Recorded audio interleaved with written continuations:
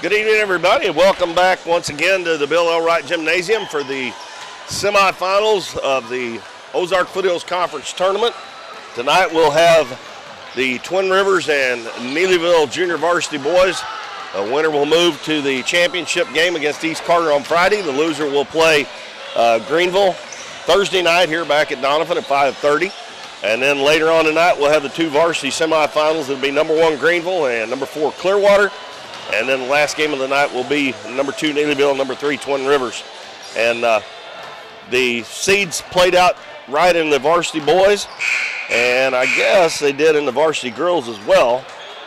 The only one was the JV when Greenville beat Donovan. There was the 5 beating the 4, so yeah. They had them seeded pretty well. So anyway, I'm Keith Bowman. Bo Blackwell's here. Bo's going to bring you the play-by-play of this first game, and then I'll be back for the second and third games. And we're glad that you've joined us again tonight. We've had a lot of viewers. I haven't even asked Matt. I know that first day we were up close to 3,000 views. I don't know if we got over that or not. Last time I seen it was 2,800 and something, yeah. I think. So we've had a lot of people watching, but we do have 7 different schools involved in this, and I'm sure we've had people watching from all of those towns, and we do appreciate it and hope you have enjoyed the games. I know some of the teams didn't win. Somebody's always got to lose. Somebody's always got to win. But always, yeah. Anyway, we're getting set here. I'm going to turn it over to Bo, and he will have the I don't know what's going on here. With referees are calling our PA announcer down. Yeah. They want started lineup tonight too. I don't know. Anyway, Bo, you take it away, and I'll talk to you here in a little while. All right. All right, so we're going to go ahead and go over the starters here. I will go ahead and first go over Neelyville, who is the 3 seed. Twin Rivers coming in as the 2 seed here in this JV matchup. What did they tell you anyway? So starting lineup for Neelyville, we have Jamil Watkins, number 13, Carson Parker, number 34, Leighton Hickson, number 21, Camden Wolfram 3, and Landon Rush, 23.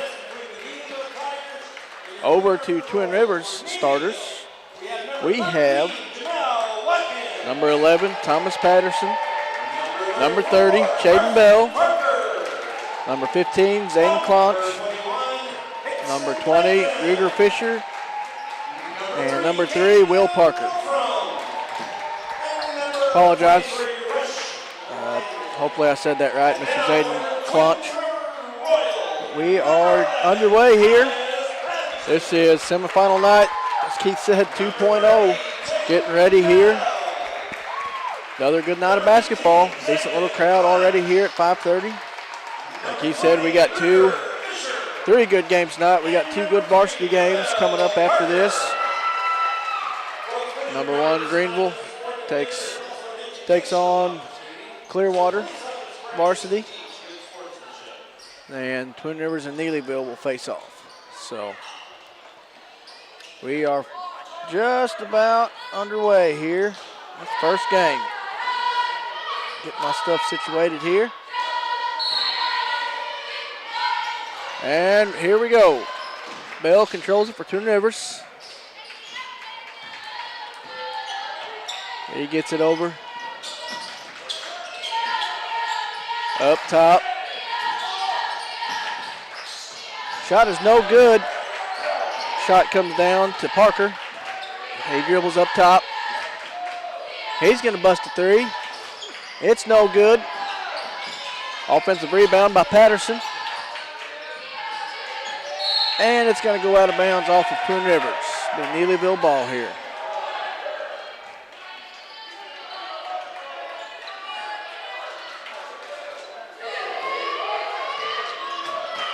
Wolfram. Over to Watkins. Watkins up at the top. He passes down. Watkins on the left side. Passes over to Hickson. Hickson's going to dribble, give it inside to Parker. He's going to pass it over. Wolfram over to Watkins. Watkins dribble. He goes back to Wolfram. Watkins going to dribble up top. Knocked away for a second. Wolfram regains it. He dribbles down. He's going to kick it out. And that shot is no good by Parker. It's going to be controlled by Twin Rivers. They're going to go down and take a shot. That was Parker. His shot no good. It's going to be controlled by Hickson for Neelyville. He's going to go and shoot a three. High arcing, and it's good. That's our first basket of the game, and we're going to have a timeout here. Coach McBroom not liking it early, so we got a 30-second timeout here. We will keep it right here. So, Keith said we've got a great night of basketball. Good energy tonight, and like we were talking before, would imagine, especially for the two varsity games, it's going to be a wild crowd for each side. For Greenville, Twin Rivers, and Neelyville, not being very far, going to bring a good crowd on this semifinal night. I want to thank you so much for tuning in.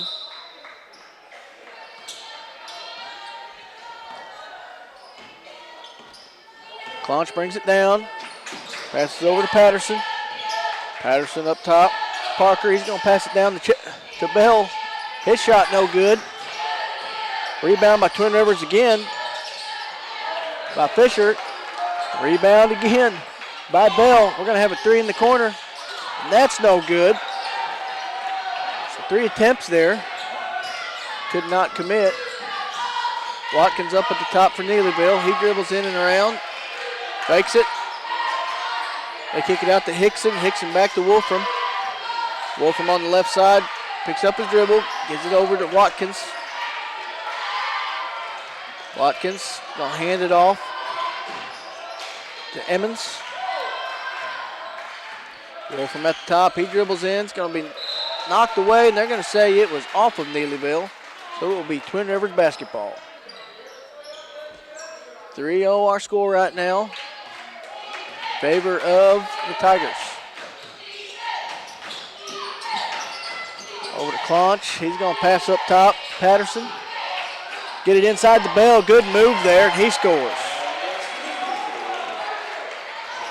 That was a good look inside and a good pass in there and a good finish. Watkins over to Hickson. Back over to Watkins on the left side. He's going to dribble up top. He's going to dribble. He's going to get it over to Wolfram. Wolfram back to Watkins. He's going to dribble baseline. He's going to shoot it. Shot is no good, but he's going to get a couple fouls here, or a couple shots. Free throws.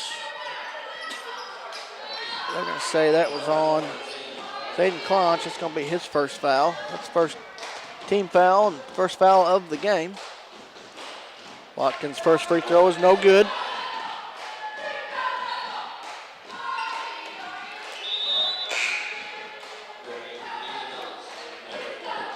Looks like Couch is going to come in for Neelyville.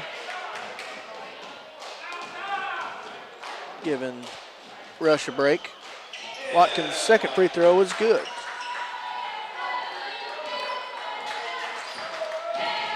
Four to 2 our score. 3:40 left here in the first quarter of this JV matchup. Inside the Bell, and he scores again. Bell's got some size in there. They get it to him. He does a good job of keeping it above his head and finishing. Hickson gets it down. Couch. Back to Hickson. Dribbles over to Watkins. Watkins dribbles at the top. Spins. Gets it back to Couch. Couch dribbles in. Gets it over to Hickson for three. His shot no good. It's going to be saved by Parker. Back to Wolfram. He's going to dribble baseline. Kick it back out to Parker. Up top to Hickson. Over to Watkins. Watkins gets it inside to Parker. We're going to have a reaching foul on Bell.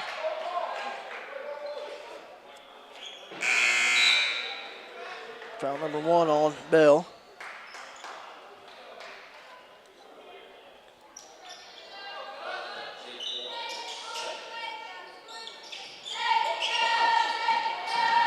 All right.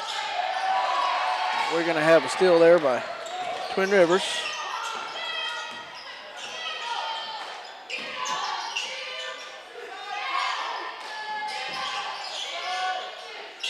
In the middle of the Bell. Bell kicks it back out. Parker, it's knocked away. Controlled by Neelyville. Inside to Watkins. Watkins, he's going to go, and he's going to get fouled again. Have a couple free throws.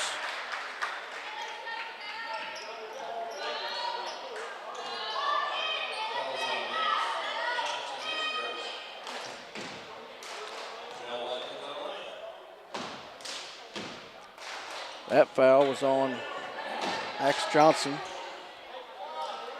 First free throw, no good. Second free throw on the way, and it's good.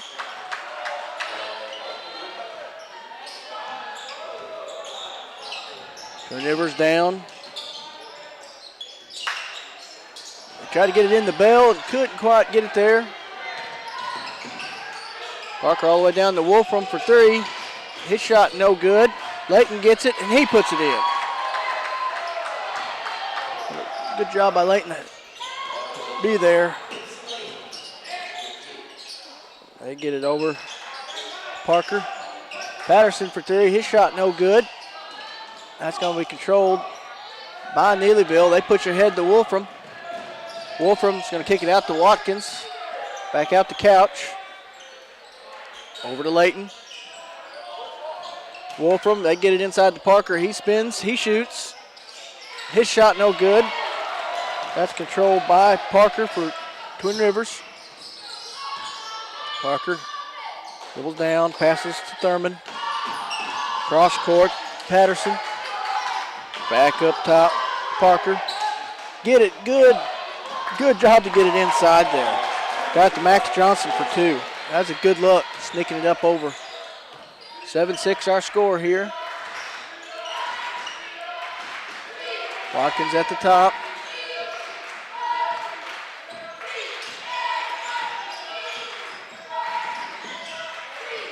Layton dribbles. And it's going to go off of Neelyville. Right idea there, just couldn't hold on to it.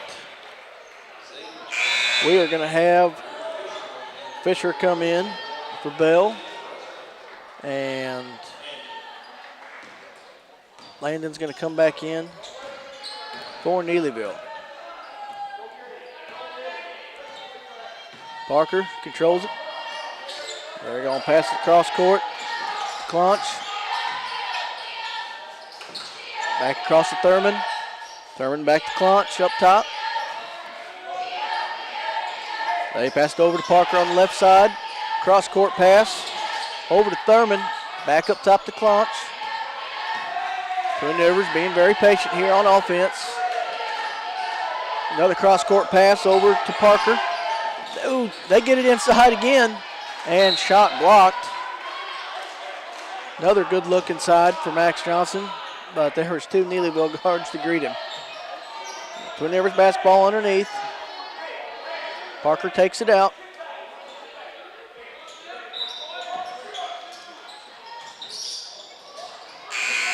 That was a good move there by Parker. His shot's no good.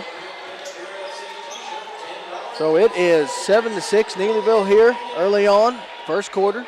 We are going to take a quick 60-second pause, and we will be right back here on Current River Broadcasting. This week's OFC tournament is sponsored in part by the Bank of Grandin. At the Bank of Grandin, your community is our community.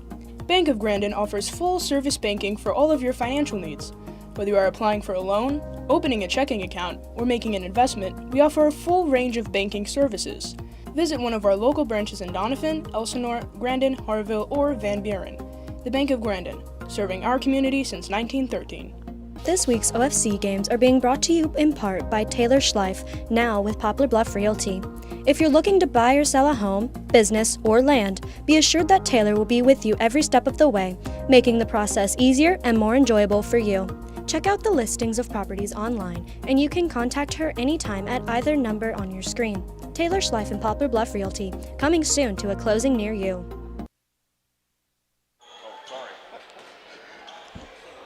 All right, we're back here for second quarter action of this JV game. 7-6 is our score in favor of Neelyville. Watkins up at the top. He dribbles over, he kicks it out to Rush, to Layton for three. His shot no good. That's going to be controlled by Claunch for Twin Rivers. They're going to pass it over. Thurman, cross-court pass. Parker back up top. Another cross-court pass over to Parker. They get it inside. Fisher, they kick it out for three. That's no good. Another good shot there. And they're going to call for a walk. Another good look inside there by Max Johnson, but he could not keep his feet on the ground. Well, they're throwing a lot of skip passes cross court against that zone, aren't they? Yep, a lot. Watkins on the right side, dribbles down, gets to the baseline. He picks a dribble up, he gets it inside to Parker, he beats his man, he goes up and he scores. That's his first two of the game. 9-6 Neelyville. Parker up at the top for Twin Rivers. Passes over. Thurman. Oh, and he throws it right to Layton. He gets it back into Parker. Spin moves. Knocked away for a second. Gets it back over to Watkins. He dribbles up to the top. Guarded by. And we're going to have a foul. A little too much contact there. You know, Bo, I haven't seen number 23 for Neelyville shoot yet, but he passed that left-handed. So I'm wondering, I know they've got three other left-handers out there. If he's left-handed, that's four. You do not see that very often. Yeah. Definitely three. And then they've got the Rollins boy that's a freshman playing on the varsity that's left-handed too. Yeah. There's a steal there by Parker for Twin Rivers. He goes up and he scores. Back to a 1-point ball game.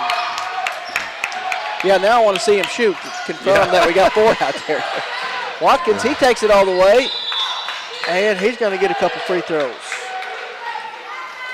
I mean, you hardly ever see two left-handers. Yeah. I mean, on the floor at the same time on the same team. That foul's on Fisher. That's his first. Team foul number 2 of the quarter for Twin Rivers. First free throw up. It's good.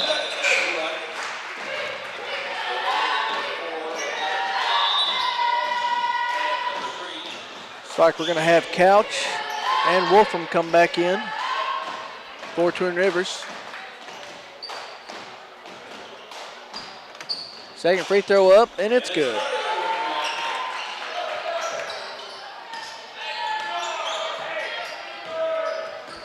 Parker brings it down. Passes over to Thurman. Passes it down to Fisher. He dribbles. Kicks it over to Patterson. Back over to Thurman. We're going to have a three there by Patterson. His shot no good. That's controlled by Neelyville. Watkins up ahead to Wolfram. Ooh, good look there. Just couldn't hold on to it. Wolfram with a good pass.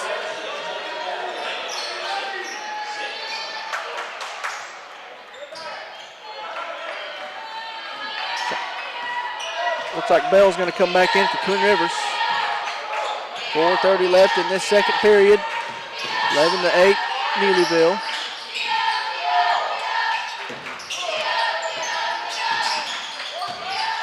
Over on the left, back up top. Parker's got it. Claunch shoots three. It's no good. Parker's going to get it. He's going to go up. That's no good, but he's going to have two shots. I'm going to say that foul was on Couch, his first.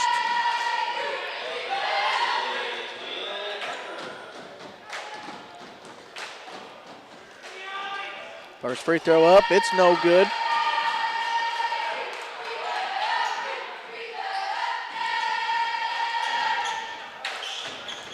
Second free throw on the way. And it's no good. Good rebound by Bell. He puts it up. It's no good.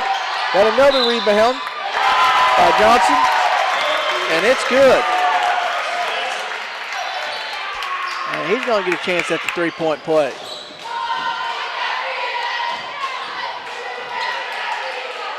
That foul was on 14, but I did not have a 14 down.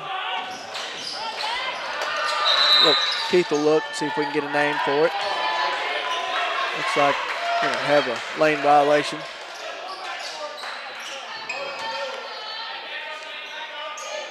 Neelyville ball here. Wolfram going to bring it up. With a three-quarter court. Looks like a 1-2-2 here by the Royals. Wolfram, pass deflected, and it's stolen by Parker. Parker, he's going to pull it back out.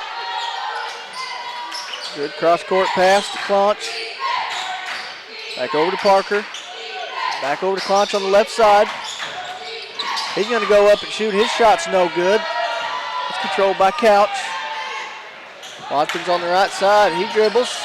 Thought about going in. They get it to Parker. He's going to shoot. It's no good. Rebound there by Johnson. 11-10 our score. 3:18 left in this second quarter. Neelyville lead.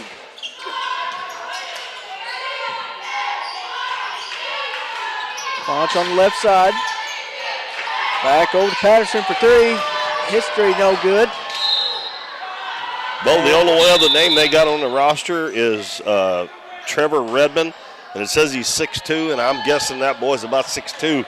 The only one that they don't have that's not I've been through this through 2 games. Yes, they got him as 12, but he's 14. So that's Redmond, yes. Thank you. You bet. For reminding me, I was 1 cup of coffee short from figuring that one out. So. Oh, good hustle. Good hustle, both sides there. Good hustle by Watkins to get back and keep that from being a wide open layup. Twin Rivers will have it underneath their basket here. It's a low-scoring first half, 11-10, and we're almost to halftime.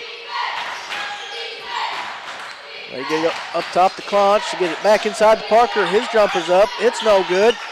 Good rebound there by Johnson. His shot no good. Bell with another. We're going to have a 3 attempt there by Patterson. And now we're going to have an over-the-back call. That will be on Bell. That's going to be his second foul. So we're going to have Fisher come back in and Thurman for Twin Rivers.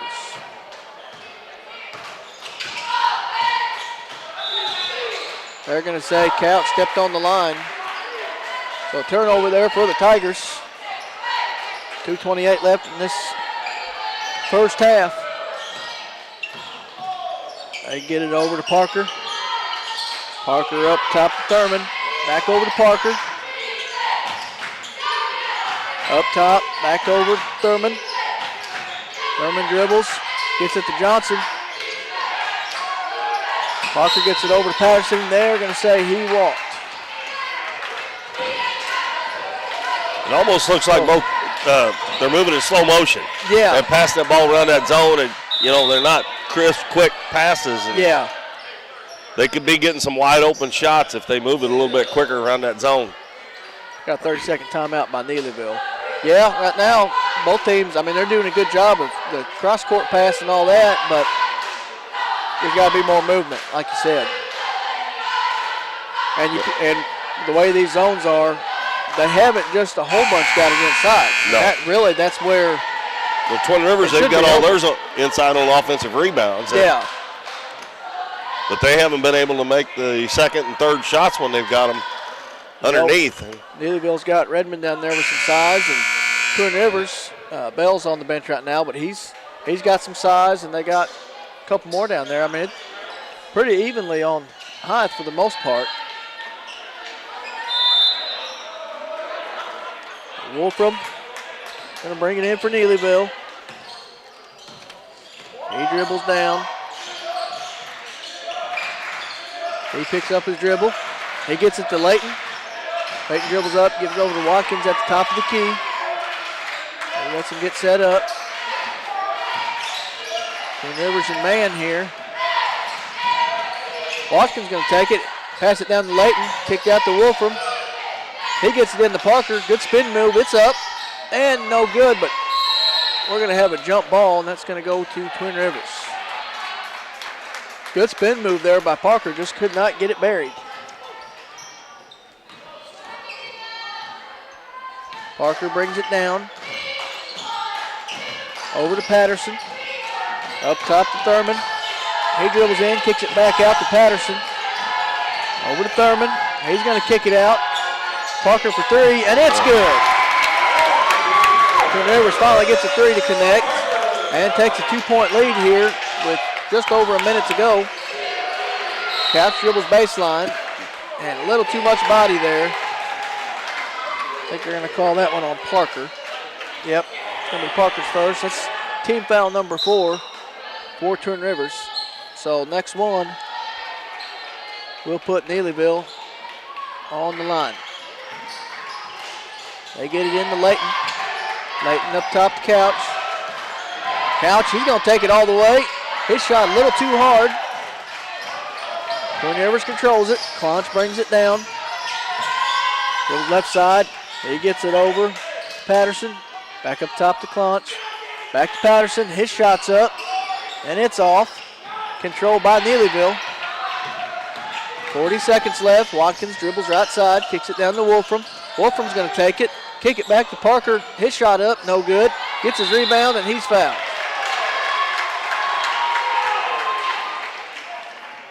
Get a couple free throws here. That foul was on Thomas Patterson. That's his first foul. And team foul number 5. Or, I'm sorry, wrong way. That's team foul number. Yeah, that's 5 on Is that Twin right? Rivers. Okay. That's 5 on Twin Rivers. Neelyville's on that side. Yep, losing my mind today.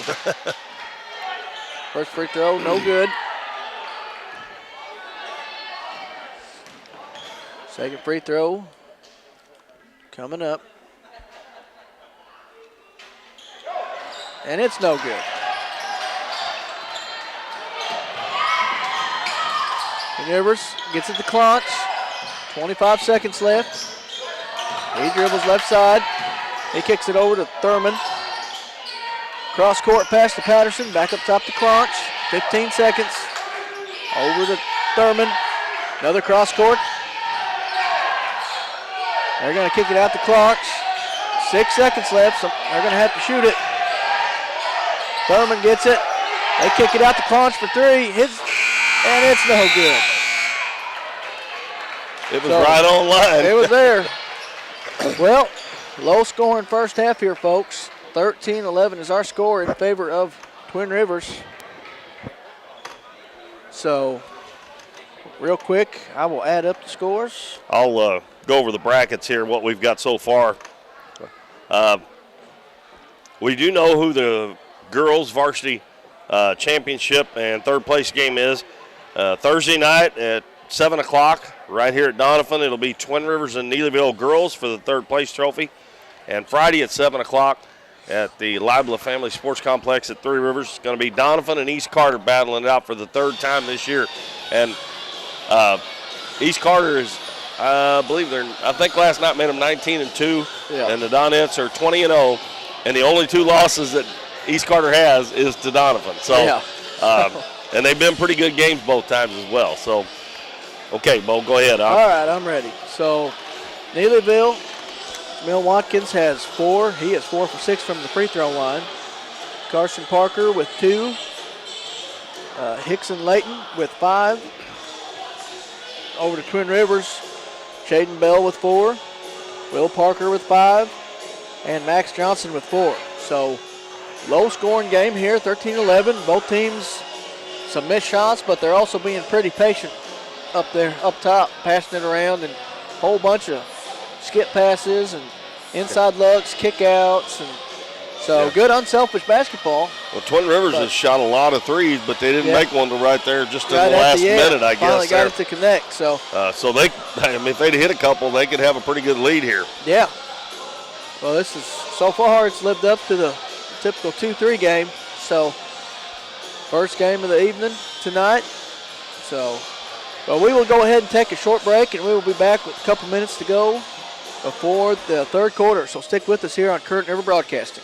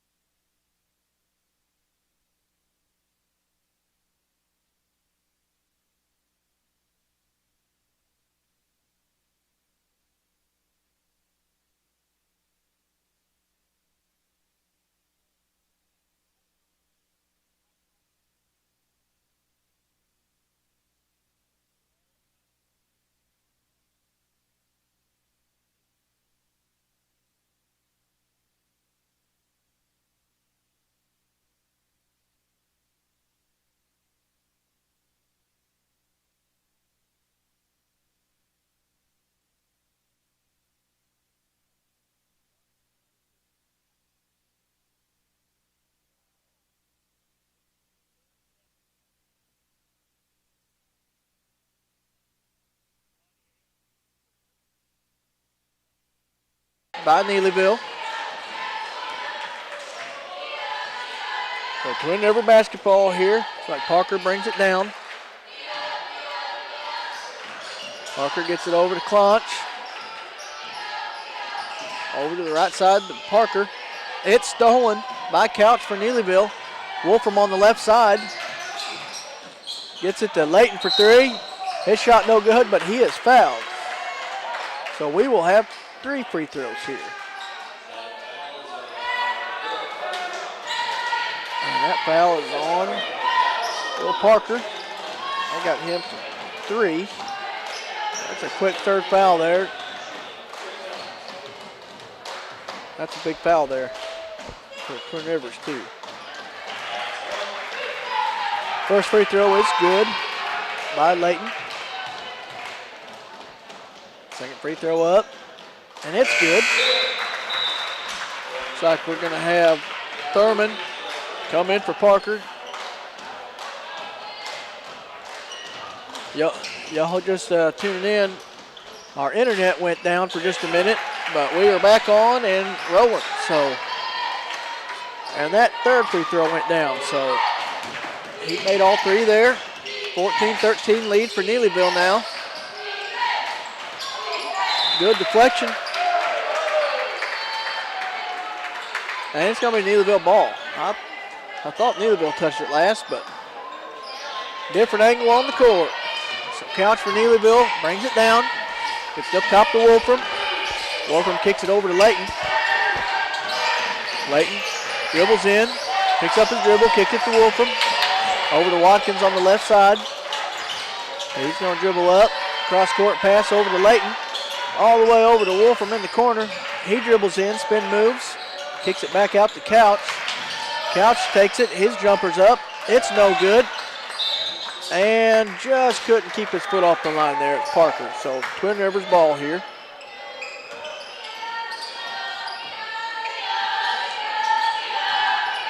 Wolfram picks up Clonch. Pretty much full court. Clonch gets through. Gets it inside. To Fisher. Fisher back up to Clonch at the top. He dribbles in. He's going up. His shot's good. And they're going to call a charge. Good take there by Parker for Neelyville. That foul is on Clonch. That's a good take there, but Parker was waiting on him. That is 2 team fouls for Twin Rivers already. Minute and a half into this third quarter. 14-13 lead for Neelyville. Wolfram out to Watkins. Watkins dribbles.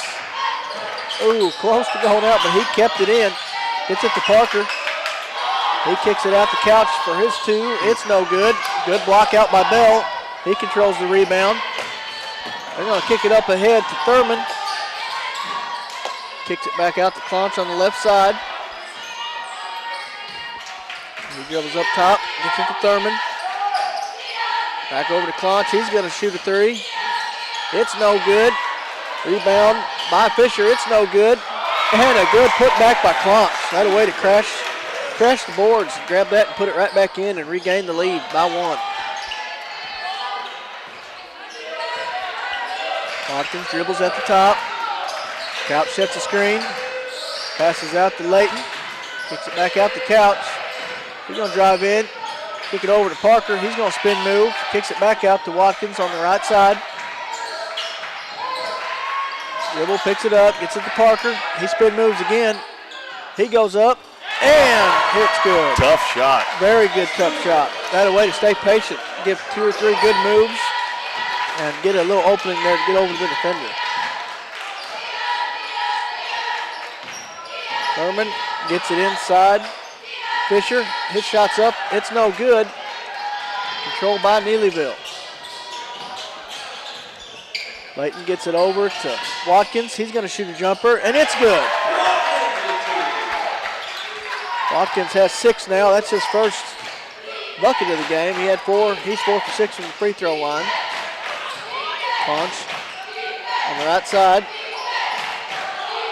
Gets it up top to Thurman. He's going to go up and shoot. It's no good. Good rebound by Bell. He's going to go up. It's no good.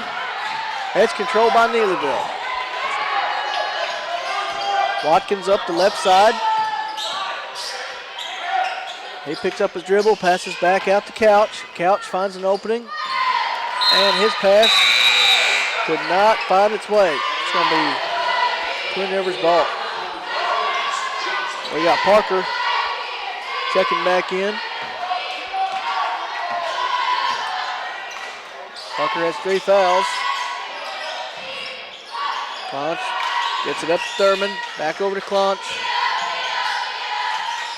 Up top to Parker. Over to Thurman. Gets it in the middle of the Bell. Good pass by Bell to get it to Max Johnson. His shot no good. Can't tell if we're going to have 2 here or if that's on the floor. Foul on Augustus Couch. It's his second. That was on the floor. We've got Rush coming back in for Neelyville.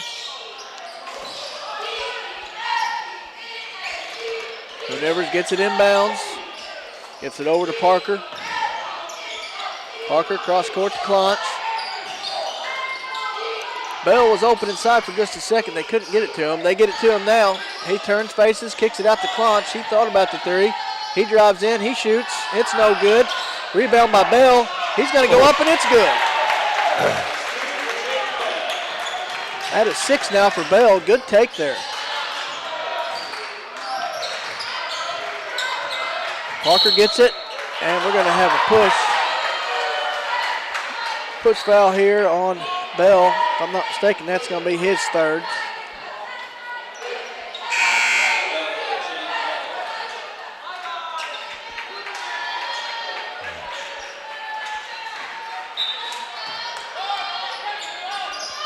Neelyville taking it out under their basket. Gets it up top. Wolfram. Back up top to Watkins. Watkins going to dribble up all the way, and it's good. 8 now for Watkins. 20-17 lead for Neelyville. They get it inside. Good luck to Max, and we're going to have a charge here. They're going to say he dropped his shoulder. So that foul is on Max Johnson. That's his second. That's team foul number 4. So next foul will put Neelyville on the line for bonus. Minute 47 left here in the third quarter. I want to thank you so much for tuning in with us here. If you can't make it out tonight, here on Current River Broadcasting, supporting all of these teams, all these players. Good take there by Wolfram. Couldn't quite get it to fall. Good hustle there, but they're going to say it's going to stay Twin Rivers ball.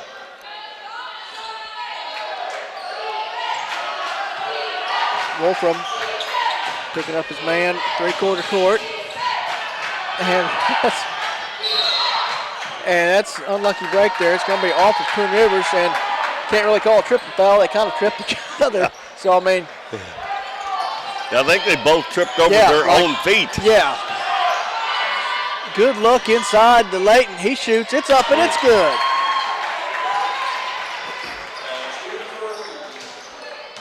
That is 10 now for Layton. Extends the lead 22-17 with just over a minute left in this third quarter. Thurman at the top, over to Clonch. Clonch dribbles in. He's going to take it all the way. His shot no good. Controlled by Neelyville. Watkins dribbles it up the right side. Here's the fake. He's going to shoot a jumper at the free throw line, and it's good. And he's starting to feel it now. That's 10 for Watkins. 24-17, 7-point lead for Neelyville. Cross-court pass to Clonch. He's going to shoot a three. It's short. Brought down by Rush. Layton brings it up with 27 seconds to go. Wolfram controls it now. I'd say they're going to go for last shot here of this quarter. He dribbles in. He gets it. I think he was going to try to get a shot there and couldn't. They went to pass and nobody was there. He just kind of froze up. So Twin Rivers is going to have a chance here. And Clonch is going to get a break here at the end of this quarter. Patterson come in for him. 5 seconds left. Parker's got it. He dropped it down to Max Johnson. Good look, but just could not handle it. So exactly 1 second left. Neelyville. Throw a long one here. Thrown up by Wolfram, and it's short. That is the end of our third quarter. Our score is 24-17. Neelyville extending it to a 7-point lead. So we will go ahead and take a 60-second pause and be right back here for fourth quarter action of this first game. We see the potential of her and him and you, of where you're from and what you can accomplish. Because when you set your mind to it, there's nothing you can't do. But reaching your potential isn't just about achieving your goals. It's about helping others, supporting your neighbors, building your community, and investing in people that make a difference. Like her, and him, and you. Because when you're from here, that's just what you do. And from here, we can do anything.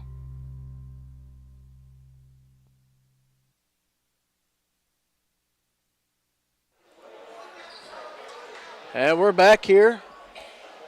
Start of the fourth quarter. 24-17 is our score of this semifinal night 2.0. JV game between number 2 Twin Rivers, number 3 Neelyville.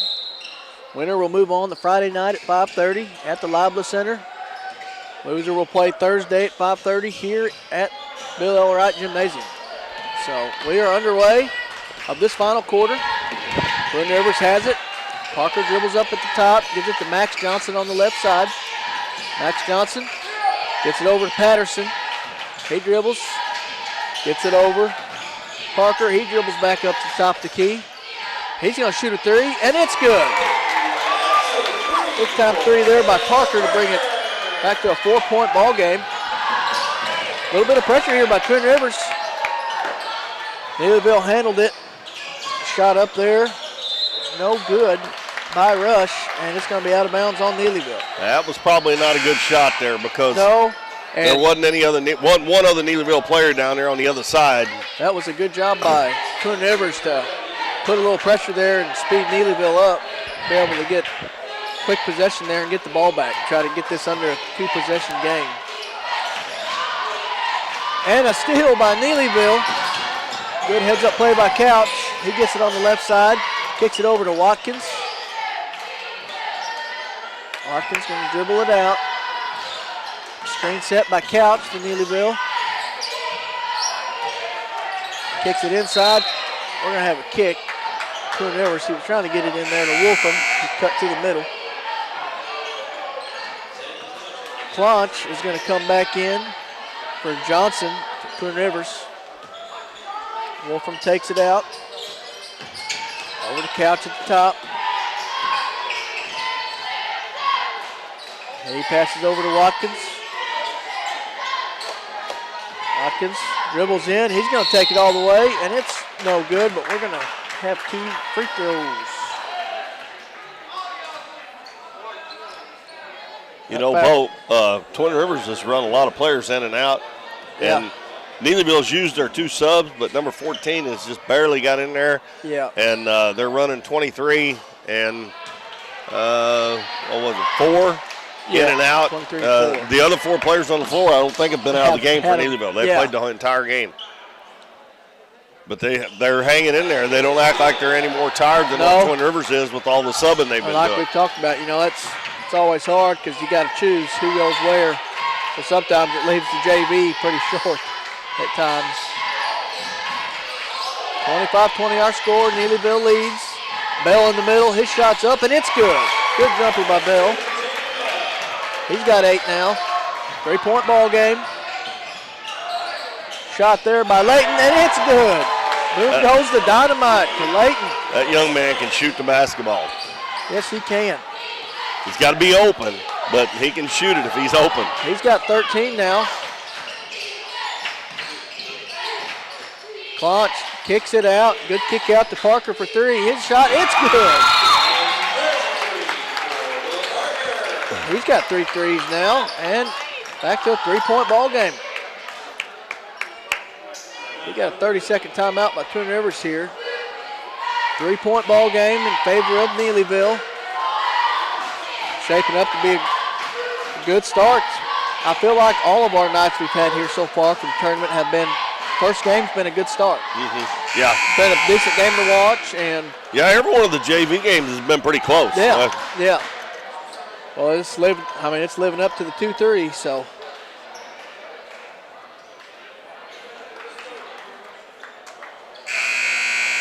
They take the floor again. Good little crowd already gathering in here. I saw Clearwater make their way in here. Greenville's here too. They play the next game. Varsity boys. Greenville come in. So Neelyville's ball here. Parker takes it out. Full court pressure applied here by Twin Rivers. 2-2-1.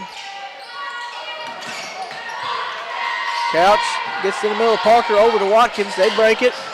Gets it to Layton in the corner for 3. It's up, and it's good. Boom goes the dynamite again for Layton. I like how Parker caught that ball in the center of the floor, and boom, boy, hit the guy going down the sideline. And Bell with a good catch inside and good score. That's 10 for Caden Bell. 4-point ball game. Neelyville leads. Wolfram kicks it out to Watkins. He's going to try a 3, and it's good. Neelyville starting to warm up now on the three-point line. Back to a 7-point ball game with 4 minutes left in favor of the Tigers. Parker at the top for Twin Rivers. Kicks it over to Patterson. He gets it inside the bell. And they're going to call a charge on Bell, and that's going to be 4 on Bell. You just can't lower that shoulder. Oh, can't lower your shoulder. That was a textbook charge take right there. That's how you take one there. There wasn't no ifs, ands, or buts about that one. So Bell will sit out for just a second.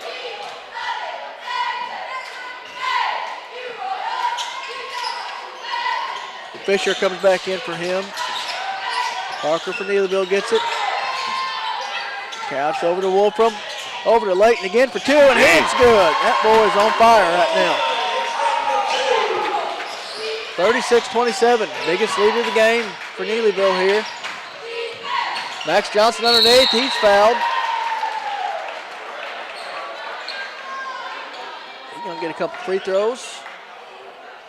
That foul is on Mel Watkins, that's his first.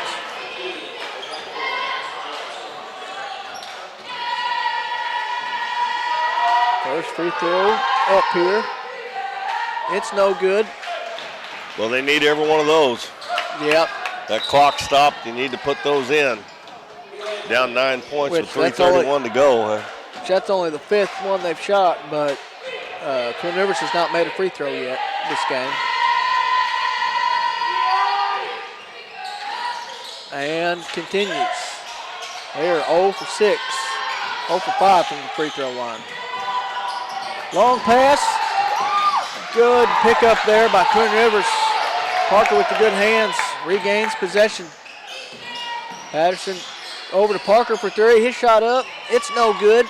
Controlled by Couch for Neelyville. Watkins going to dribble it up right side. He's going to take it up to the left. He dribbles. Down. He's going to dribble to the right side. Wasting a little bit of time here. Almost has it stripped. Gets it back. Picks up the dribble. Gives it to Layton. Back over to Watkins. 36-27 our score. Layton gets it. He kicks it back to Watkins. They get it to Parker on the right side. Back up to Watkins. Neelyville doing a good job of getting some time off the clock here. And we're finally going to have a foul on Twin Rivers. That will be on Claunch. That'll be his third. Still got to commit 2 more fouls before they put them at the free throw line. Yep. They can't let them run that much time off the clock. They want to get back in it. It's like Rush is going to come back in for Neelyville. Gets it to Watkins up at the top. And Claunch's going to go ahead, foul immediately and get his 4th. I'd say they're going to go ahead and get that last. Someone's going to pick up one here and let him shoot and try to get the ball back. Well, I don't think they wanted Claunch to get it, though. No, that's not. He tried. Wolfram's going to shoot for 2. His shot up, no good. Good rebound there by Parker. He's going to bring it down right side. Kicks it down to Patterson for 3. It's up, no good. Good rebound by Claunch to be there. Now that foul's on. So that foul's on 21. That was on Layton. That right there is perfect. You know the shot's coming from that side, so your rebound's going to be that side. He crashed it perfect. Free throw is up and good. 3-point play. Brings it back to a 6-point ball game. Oh, man, number 23 was wide open. Yeah. Watkins.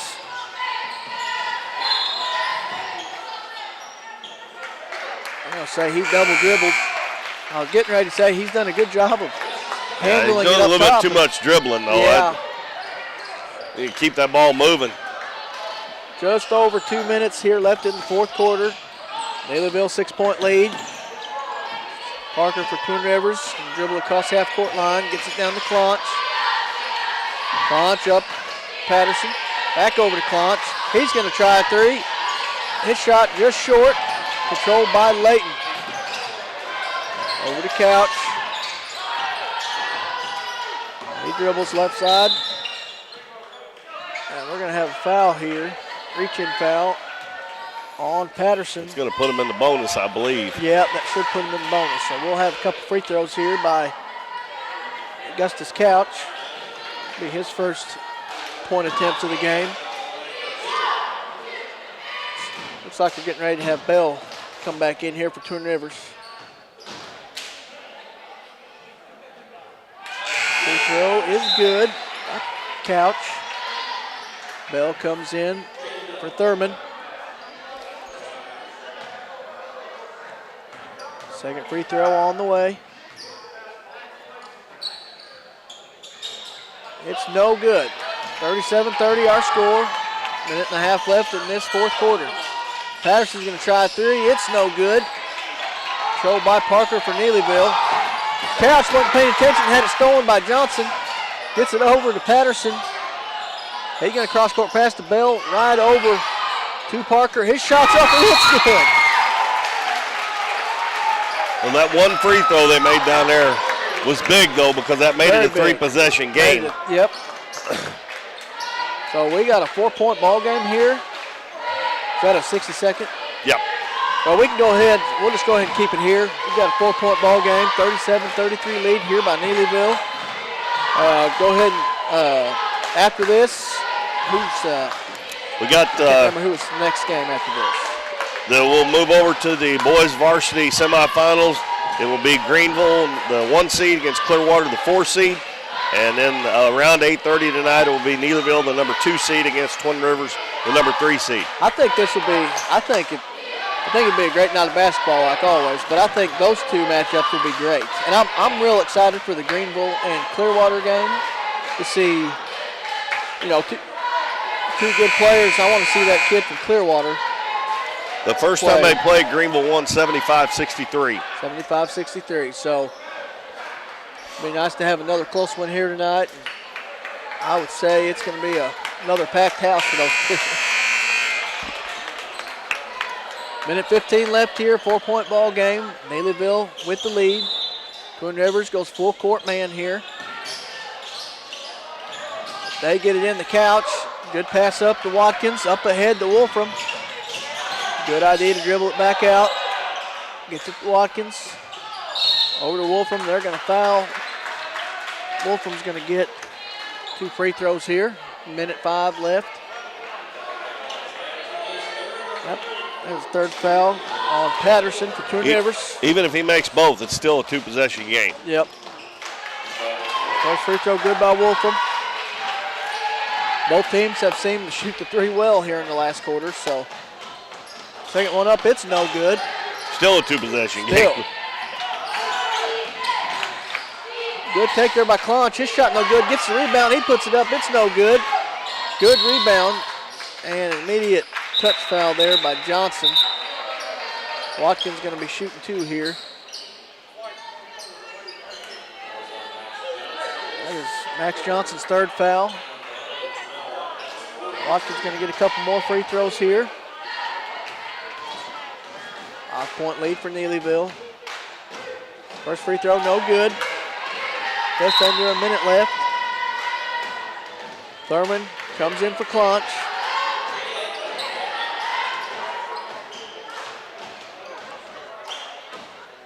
Second free throw's up, and it's good. And it's still a 2-possession game. 2-possession game here. Twin Rivers gets it down quick, and it's stolen by Layton. Passed ahead to Wolfram. He's going to take it all the way. His layup is up, and it's good. Good play there. Put Neelyville up 8. Quick 3 there by Parker. It's up, no good. Parker controls it for Neelyville, and we're going to have a foul. Well, he had been hitting 3s, but most of them he had a little time to get set, and he took that one off the dribble. And Max Johnson commits his 4th.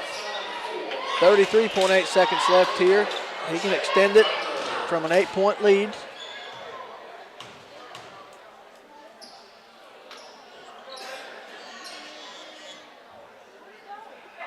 First free throw, and it's good.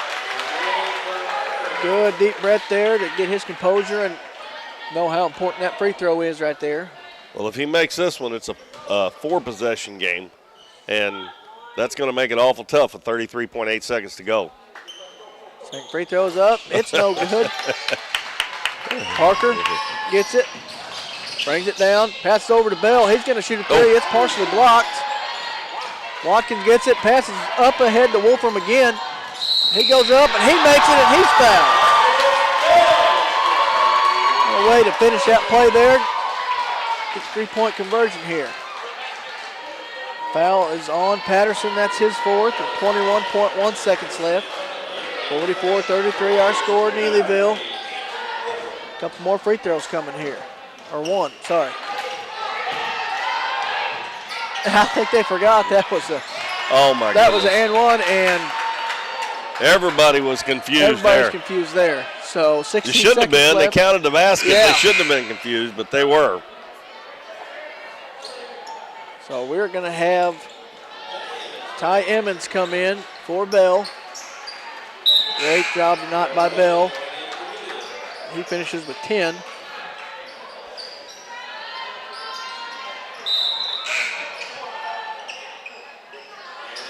We're going to have Rush come in for Wolfram.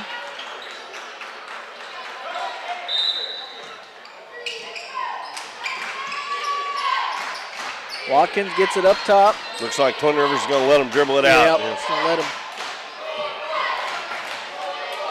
Neelyville's going to win this one 44-33. Good, hard-fought game by both. And Keith, this is the 2-3 game, but I guess it's the first one we could say is an upset. Yeah, I wouldn't call it an upset. Yeah. That's like the 4 or 5 game the other day. I wouldn't call that an upset either. So, but you go ahead and figure it up. That means that Twin Rivers will drop into the third place game. They will play Greenville here at Donovan Thursday at 5:30. And Neelyville jumps into the championship game to take on East Carter at 5:30 on Friday up at Three Rivers. All right. So for Twin Rivers, final scoring, I got Chaden Bell with 10, Zayden Clonch with 5, Will Parker 14, and Max Johnson with 4.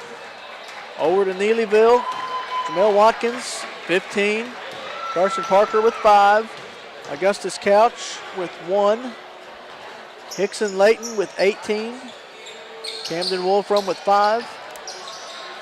So good start to this 3-game night. Good scoring there. It looks like, I was trying to see who's starter-wise, who scored and what. Well, we've got good matchup here. Number 1, Greenville, going to be taking on Clearwater's 4. Yep. So Keith's going to bring you these next 2 games.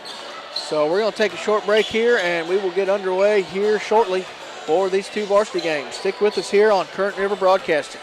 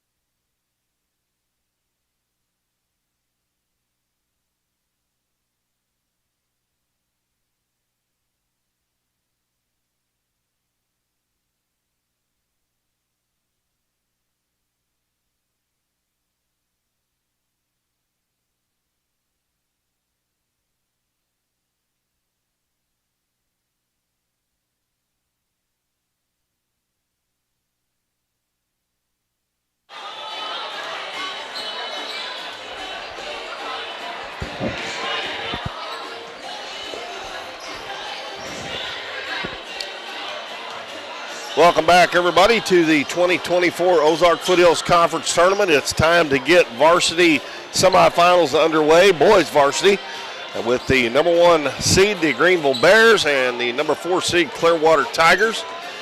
Clearwater got here with a 67-61 win over East Carter on Saturday. Of course, Greenville was seeded number 1. They got the bye.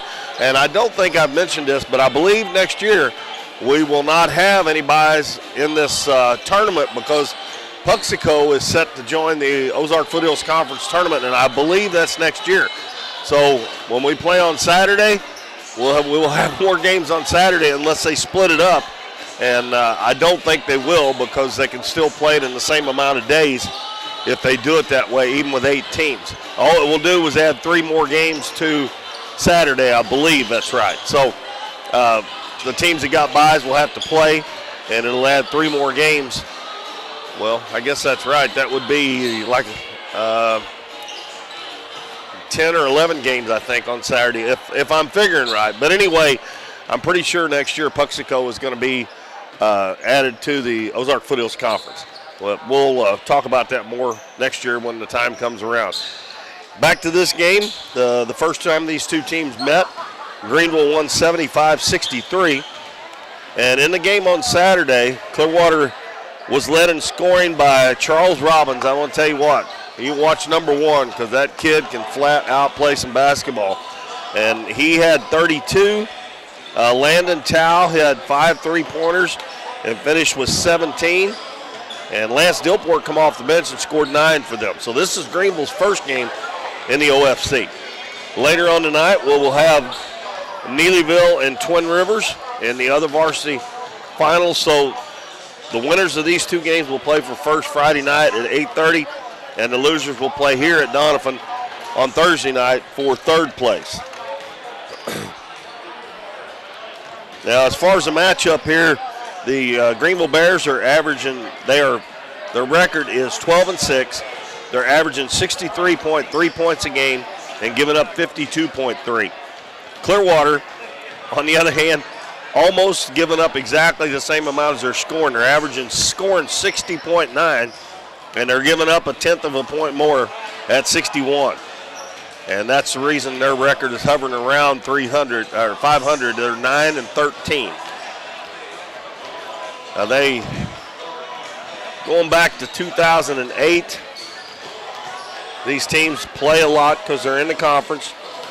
And it looks like, going back to 2008, they are 9-9 against each other. But I believe Greenville has won. Hang on a second. Let me get I got the right paper here.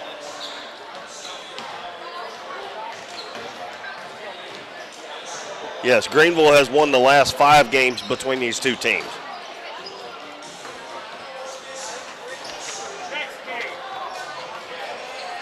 We're still a couple minutes away from our starting lineups. I'm gonna take another break here for about 60 seconds, and then we'll be back to give you the starters for both teams here from Doniphan, the 2024 Ozark Foothills Conference Tournament on Current River Broadcasting. Be back in 1 minute. Oh, did you get us switched over to shelter insurance? Actually, I found a deal online. You did? Does your deal come with award-winning customer service? Oh, I'm not sure. Does the deal include a local agent? Doesn't actually say. Can we create a customized plan that fits our needs? Let's just call the local shelter agent. For insurance that fits just right, find a shelter agent near you. We're your shield. We're your shelter. Barb's Boutique is an additional sponsor of this week's OFC tournament. Locally owned by Brittany Hadley, Barb's Boutique is a Facebook group with weekly drops in women's clothing. If you're looking for something cute and affordable, check out what they have to offer and join their Facebook group. But most of all, best of luck to the Dons and Donettes this week.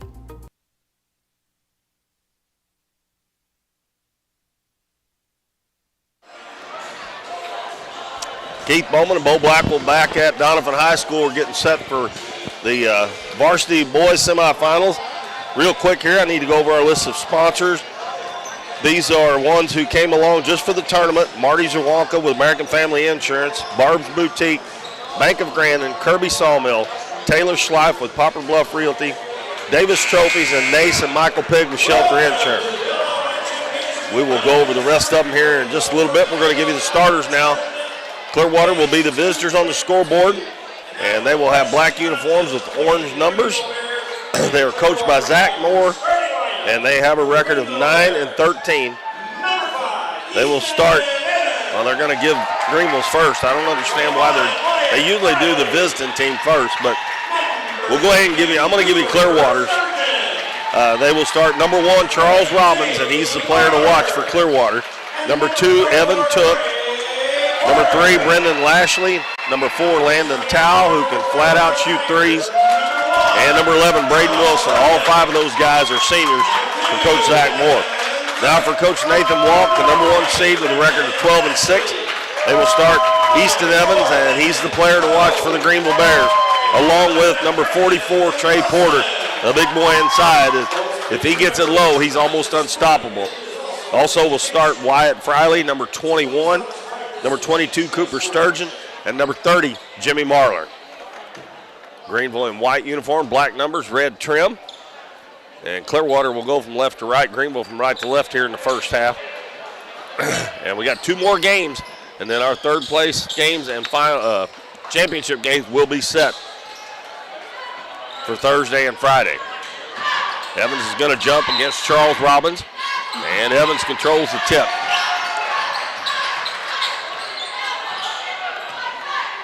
Clearwater starts out in the 2-1-2 zone. Sturgeon's pass is batted out of bounds by Tao.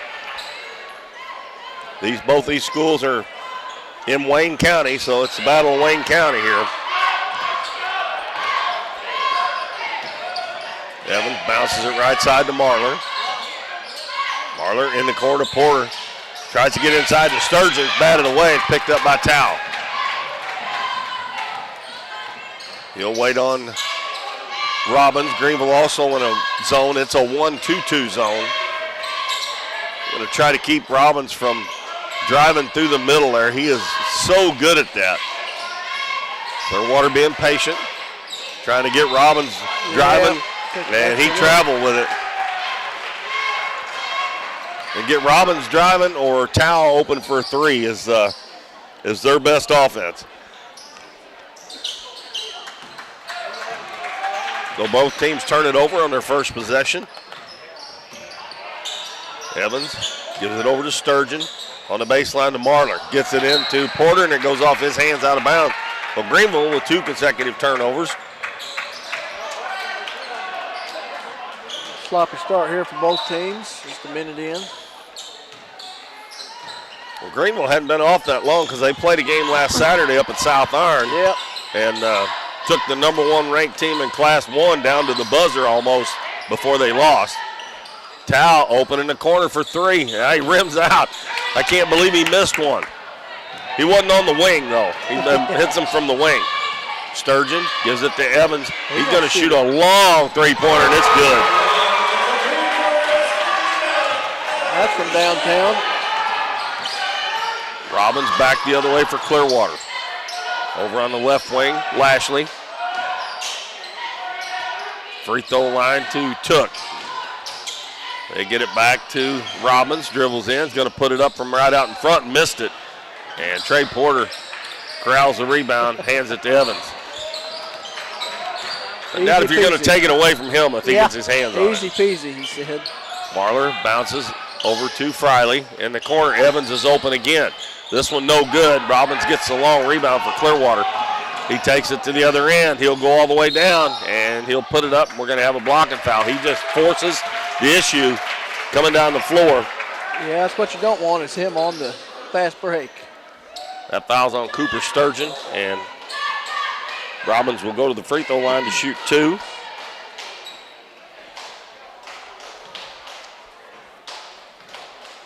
We played 2 minutes and 4 seconds, and Clearwater looking for their first point, and they get it from Charles Robbins.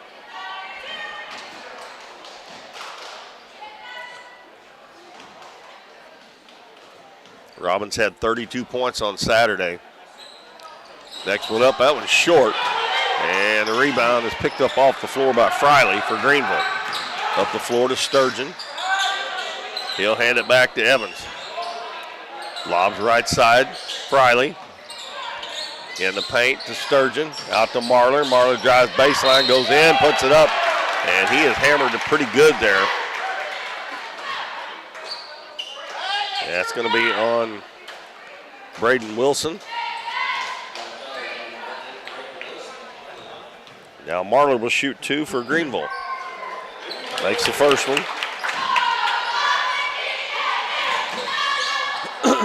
Makes the score 4-1 in favor of the Bears. And 5-1 now.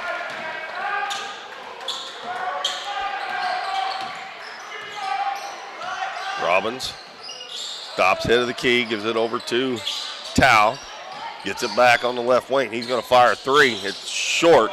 And Wilson rebounds underneath, and he's stripped on the way up, and Greenville comes out with it. Good hands there by Greenville. Marler down low. Sturgeon turns, and we got another foul on Clearwater. This one's going to be on Evan Took.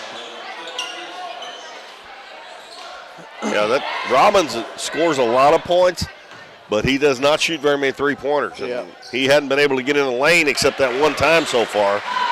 So he fired up a 3 and missed it. Greenville quickly got to the other end, and Cooper Sturgeon will make the first free throw. Second one up, and it rims out. 6-1 in favor of Greenville. Robbins goes to the free throw line, out in the corner. Lashley fakes the 3, gives it back to Robbins. Over on the left side to Took, back to Robbins between the circles. Fakes the 3.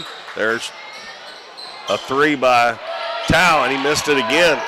He made the first 4 he shot Saturday, and a layup too hard by Sturgeon, and we're going to have a foul on Greenville on the rebound. It's going to be on Wyatt Friley. As Greenville's second foul.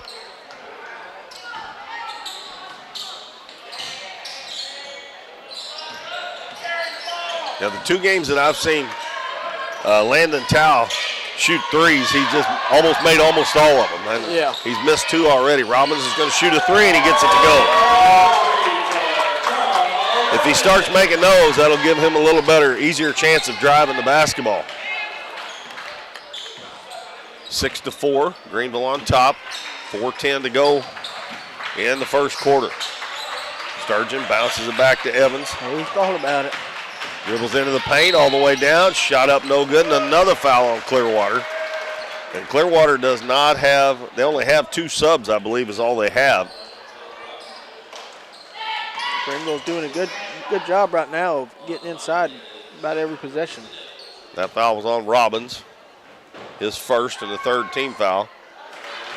And Easton Evans makes the free throw. He's got 4 now. Greenville's 4 out of 5 from the free throw line here early in the game.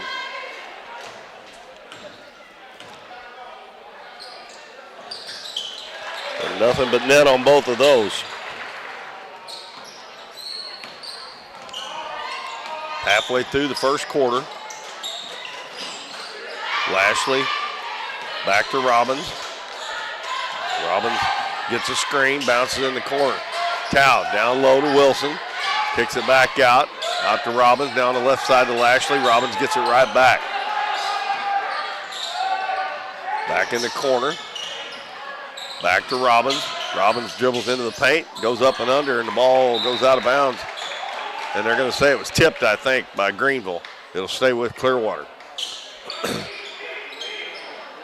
Number 2, Evan Took out there. Basically all he does is try to set screens for Robbins right at the top of the key. And a nice pass in there to Braden Wilson, and he's going to be fouled, and he'll shoot a couple free throws. This is already going to be the 9th and 10th free throw we've had total in the first quarter. They call that on Porter. Yep, Porter first. Braden Wilson gets his first point. Both teams with 3 team fouls.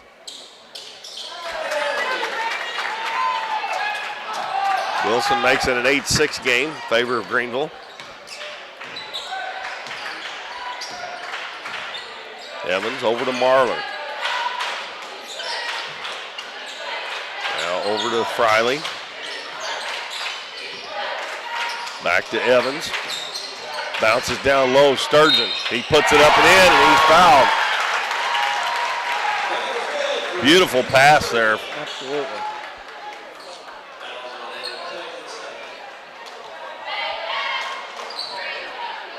That's the second foul on Took, and like I said, Clearwater cannot get in foul trouble. They will be in big trouble.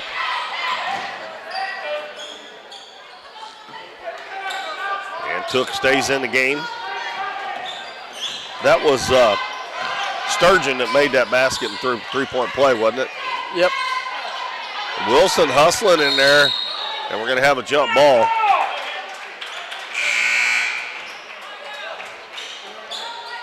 As Lance Dillport's going to check in for Evan Took, who goes to the bench with those 2 fouls.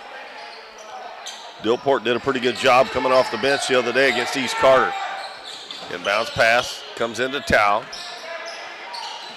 Out front to Lashley.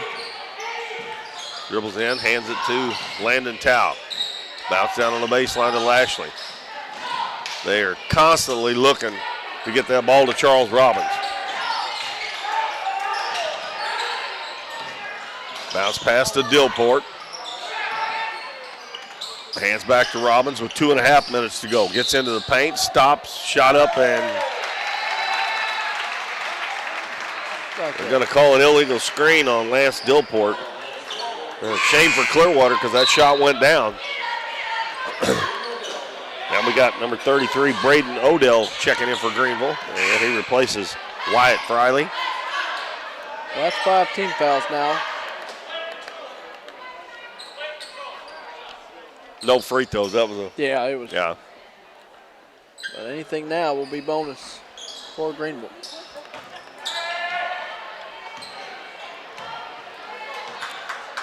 Evans walks it across the half line. 2:20 to go. Oh, and he double dribbled. Walked. I think they called a walk because I think he drug the pivot foot before but he double dribbled too. Clearwater, the way they play that zone, they come way out there and they spread it out to the sides. It's hard to get the ball to the wings. Bounce on the baseline.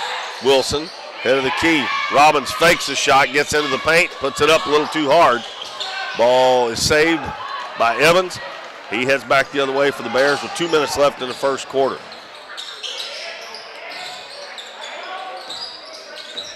I don't believe Porter's attempted a shot yet, has he? I don't think he has. Nope. Cross court, Odell takes it down. A little jump hook is good. Braden Odell's dad graduated with my son. They were good buddies. Played baseball together. Tao fakes the 3. Gives it back to Robbins. Greenville up 13-6. In the lane, Dillport. Nice pass down low to Wilson. Oh! Boy, he come down awkward there, but he jumped right up. That ball slipped right out of his hands when he started to go up for the shot. That was a pretty pass from Dillport. Clearwater didn't get anything out of it. Clearwater has 3 guys on the front of that zone right at the top of the key across there. They get it to Odell in the corner to Evans. Out front, Marler. He's open for a 3-pointer. It's no good. And Robbins gets the rebound. Heads to the other end. 2-on-4. Takes it down, passes to Tao. Tao laid it up, and he's going to be fouled. That foul's on Evans. And Robbins is not just a scorer, too. I mean, that was a beautiful pass on a 2-on-4. He just draws so much. It's going to get somebody open. Free throw, good. Tao gets his first point from the free throw line. Now Lane Pinkley, number 5, checks in for Braden Wilson. Well, both teams lights up on the free throw line so far.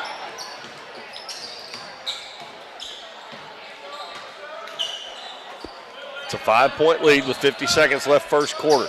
Evans, they get it into Porter. Over to Odell for three. No good. Long rebound.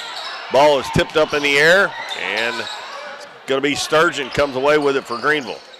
Out to Evans, and he's going to back it back out. Give it over to Marler on the left side. Back to Evans. Long three-pointer, and it's good. He's about halfway between the volleyball line and the head of the key. That's 8 points for Easton Evans. Clearwater with it, down by 8. Robbins backs it back out with 10 seconds. Now he goes back into the paint, out in the corner.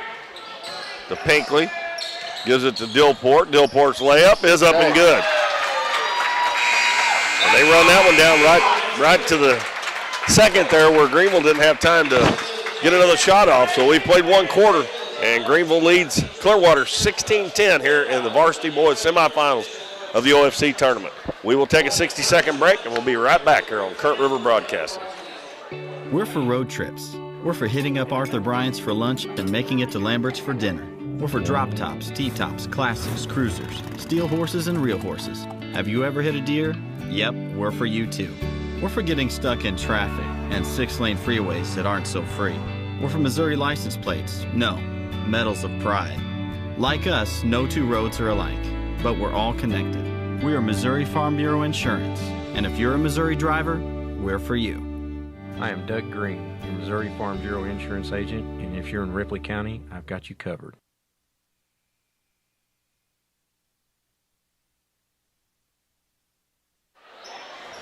Well, we played one quarter in our first Varsity Boys semifinal, and the Greenville, the 1 seed, leads Clearwater, the 4 seed, 16-10. And it's going to be Greenville's ball. They will send the starters back out. It'll be Evans, Friley, Sturgeon, Marler, and Porter.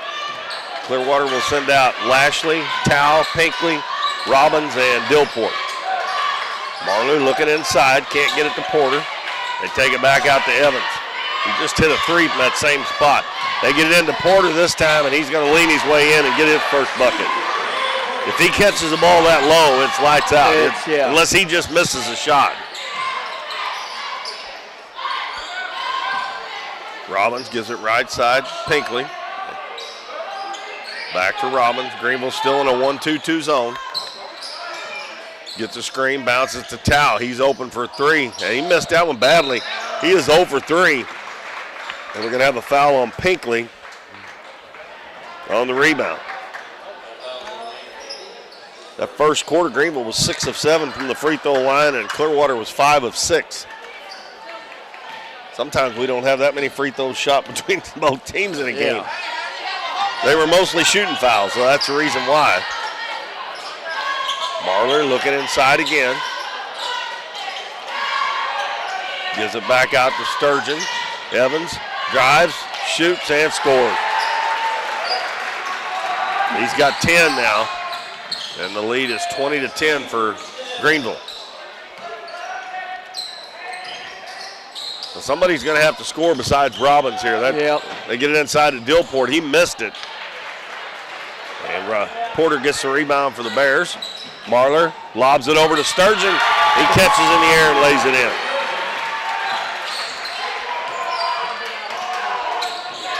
Robbins cut off at the elbow. Now he gets inside. He puts it up, missed it.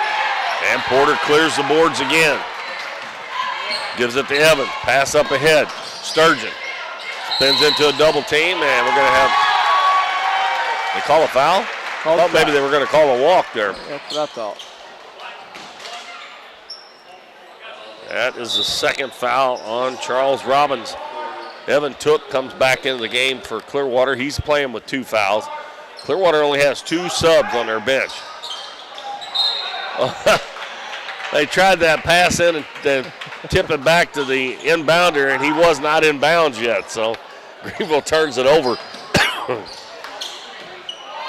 with a 22-10 lead.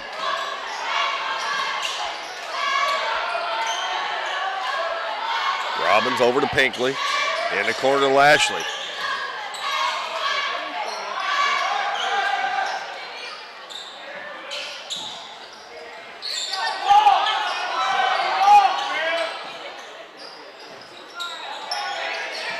Robbins goes to the baseline, kicks it out to Pinkley. Free throw line to Took.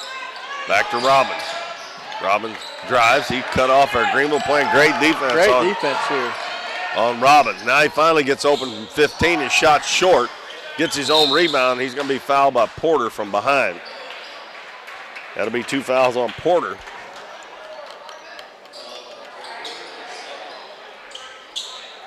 And no indication they're going to take Porter out with 2 fouls. Pinkley gives it back in the corner to Lashley. Back to Lashley with 5:20 to go in the first half. It's 22-10. Robbins is going to fire a 3. It rims out, and Porter clears the boards again. Gives it to Marler. Marler dribbles to the corner. Now he's got to get some help. Throws it back out to Friley, over to Evans. He's open for a 3-pointer. That one rims out, and Porter gets the rebound, and we're going to have a tie ball. And it will belong to Clearwater with exactly 5 minutes left in the first half. And Coach Walk is going to call a timeout. It's going to be a short one. We'll keep it here. I'm going to finish up our list of sponsors. These that I'm naming right now have been with us all year long for Doniphan basketball. They are Casey's on the Current, Nick's Lawn Maintenance and Power Washing, Lemonade House Grill, Cosmo Pest Solutions, 1808 Public House, Southern Bank, Mathis Timber, Hometown Pharmacy, Farm Bureau Insurance, Davis True Value, and Countryside Chevrolet.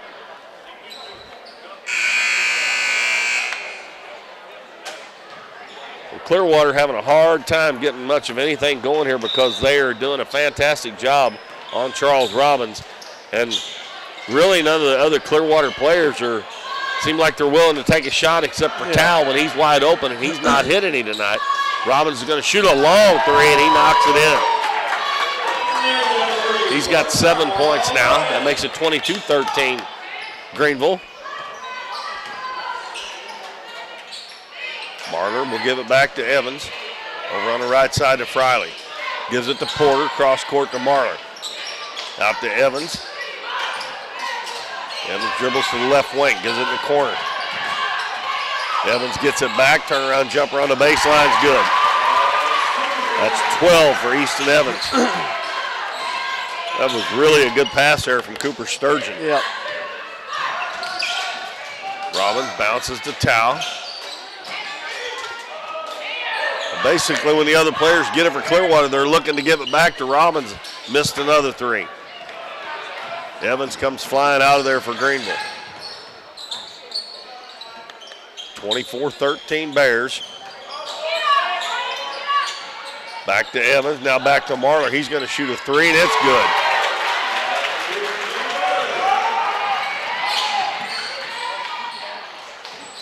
Lead is up to 14. Robbins takes it into the paint, going to put it up, and it won't go. Here comes Evans. They got a 3-on-3. Gives it to Marler. Marler takes it in, and he scores.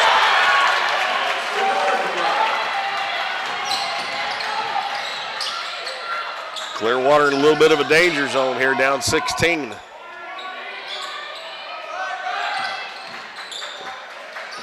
In the lane, gets it right back. Boy, he had a shot right there if he'd have took it. Down in the corner, Pinkley, he's going to fire a 3, and it's good. Lane Pinkley gets his first bucket. That'll help out a little bit. 29-16 Greenville with 2:50 left in the first half. Evans, another long 3-pointer. That one bounces off the back of the rim, comes right back to him, takes it down and scores. Well, if you're Clearwater, you can't let that happen. No. Robbins takes it to the baseline. Out front to Took. Now to Pinkley. Back to Robbins in the paint. Took, turns, shoots, missed it. Got his own rebound. Going to go up again, and he gets it to go.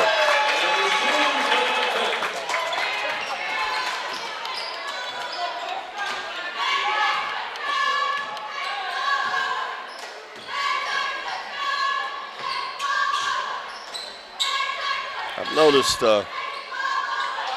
I don't see the McDaniel boy down on the bench for Greenville. He's usually one of their starters. Oh, and a bulldog move there by Trey Porter, and he gets it off the glass. I was wondering where McDaniel was. I don't see him even down there on the bench. Yeah. Robbins dribbles into the paint, kicks it over. Pinkley's going to try another one, and that one's off the back of the rim. He gets his own rebound, goes in and goes up, and he's fouled.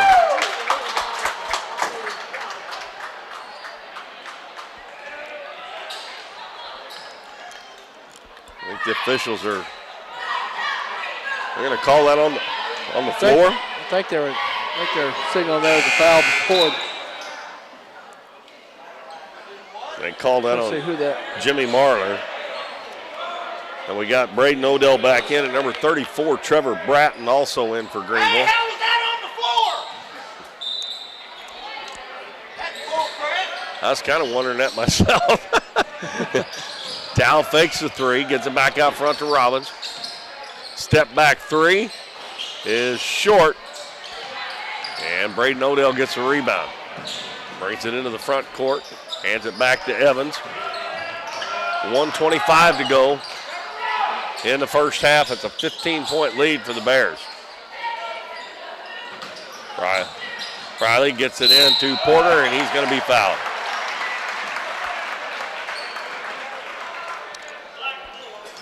That one's going to be on Landon Chow. That's his first.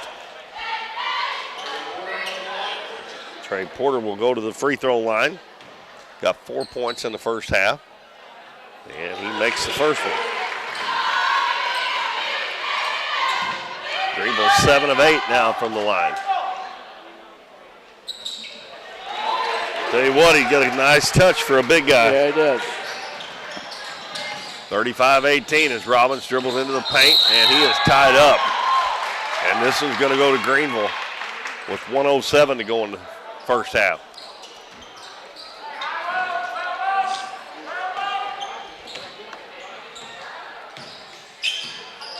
One minute left now. Friley down low. Good pass from Braden Odell to Trevor Bratton. Great interior passing there to get an easy bucket. Greenville's got him doubled up now. Tow's open for a three, missed it again. And we're going to have a travel on Friley as he fell.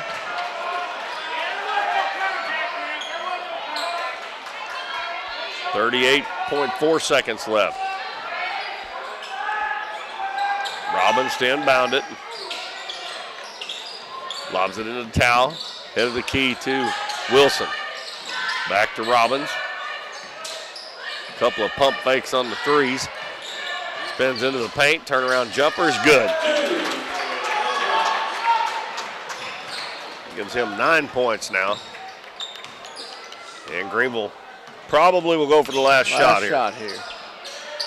But they get it in the lane to Porter. He goes up, and that's going to be a jump ball. Nice defense there. Good job there by Evan Took to tie up Porter. I'm shocked that they didn't go for the last shot. Yeah. Well, now Clearwater's going to get a chance to hopefully stop the bleeding a little bit. Now they need something here before the half. Lashley, and now Evans steals it. Lashley should have shot that. Yeah. Well, that is the end of the first half, and Greenville with a 17-point lead at 37-20 over the Clearwater Tigers. It was 16-10 at the end of the first quarter. Greenville gets 21 in the second, and Clearwater only gets 10, and they open up a 17-point lead at the half, 37-20. Winner will play the winner of our next game between Neelyville and Twin Rivers in the finals of the OFC tournament. All right, scoring here, Clearwater. I have Charles Robbins with 9. Evan Took 2. Landon Tao 2. Lane Pinkley with 3. Braden Wilson 2. And Lance Dillport with 2. Greenville, Easton Evans with 14. Cooper Sturgeon with 6. Jimmy Marler 7. Braden Odell 2. Trevor Bratton 2. And Trey Porter with 6. In our first game tonight, it was a junior varsity semifinal. Neelyville beat Twin Rivers 44-33. So our JV and our girls are set for the first and third place games. On Thursday night at 5:30, the Greenville Bears, excuse me, the Greenville Bears and the Twin Rivers Royals will play for third place in the junior varsity. And at 7 o'clock, it'll be the Twin Rivers Lady Royal, Neelyville Lady Tigers for third place in the girls varsity. And we will wait on these two games here tonight to see who plays for third and first in the boys varsity. The junior varsity championship game will be East Carter and Neelyville at 5:30 Friday at TRC. And the Donovan Donettes and the East Carter County Lady Redbirds at 7 for the girls championship. So that catches us right up to date on everything. And all we're waiting is for these last two games here tonight to see who will play for third and first in the varsity division. We're going to take a break, and we'll be back shortly before the second half starts, so make sure you stay tuned, and we will be back on Kurt River Broadcasting.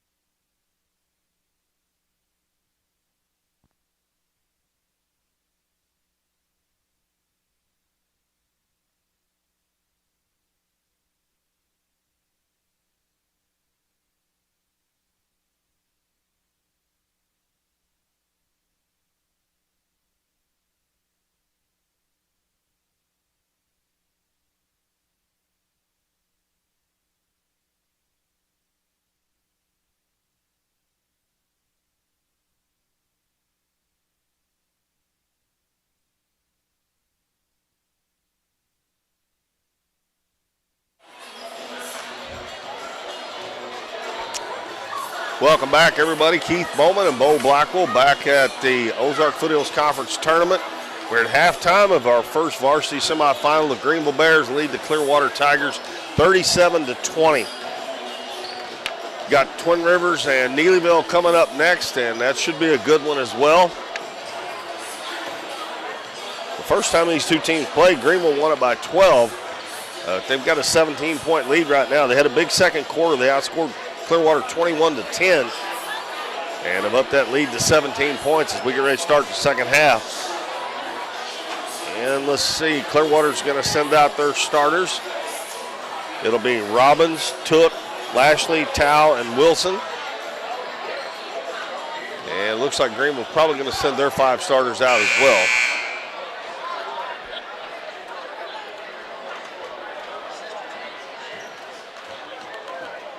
They're still huddled around Coach Walt. Clearwater already out on the floor. It's going to be Greenville basketball to start this third quarter.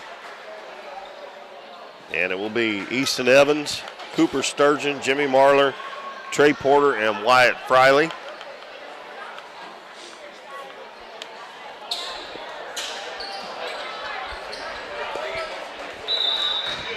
Well, let's see what adjustments Clearwater made here. See if they can try to bring this ball game back. Well, we'll see if Greenville extends or if they cut it down. They get a good defensive play there by Robbins, who actually probably took a chance there. He's playing with 2 fouls. He knocked it away, and Clearwater got the steal. Took, gives it in the corner. Tao's going to shoot a 3, and he gets that one to go. That's more like what I'm used to seeing him do in the games that I've seen him play. And that ball was in the middle, kick it out for a 3. Bounce down low, Sturgeon bulls his way in, put it up, no good. Ball tipped out to Robbins. Here he comes. Goes into the middle, and we're going to have a foul called on Jimmy Marler. So far, it's a good start for Clearwater.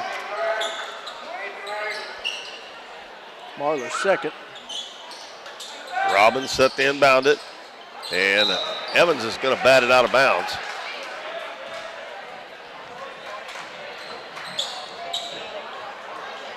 They'll step over to the other side underneath the right side of Clearwater's basket to inbound it. Lobbed into Took. He's going to shoot it from the free throw line. No good. Evans with the rebound. Passes it up to Cooper Sturgeon. He gets it back to Evans. Back to Sturgeon in the corner. Evan Took has outsized something awful in there by Porter, but they've actually done a pretty good job on him in that first half. And the ball knocked away from behind. That's going to be the third one on Charles Robbins. And Clearwater cannot afford to lose him at all. The big one there. He's going to have to be smart the rest of this game, trying not to pick up a 4. Yeah, and he's got to be out there. Sturgeon gives it to Marler on the left wing. Out front to Evans. Down to Porter. Turns, shoots, and he shot short. And he's going to get called for going over the back. Good job there by Evan Took. And like I said, he's really undersized. Porter missed that shot, and then he went right over the back of Took. That's another big third foul pick up there for Porter. And Took takes it in, missed the shot. And again, Porter come close to getting the foul there as well. Greenville with a 14-point lead with 6:20 to go in the third quarter. Friley over to Sturgeon, now in the corner to Marler. Back to Sturgeon. Lob it down to Porter. He's double teamed. Gonna bull his way in, and he puts it in. And he's fouled as well. He just put his head down, dribbled in there, and got the bucket. And that's gonna be Evan Took's third foul. So Clearwater starting to get in some hot water here, foul-wise. Porter's got 8 points, looking for number 9, trying to build the lead back to 17. And he does. Clearwater shooting Greenville shooting 90% from the free throw line.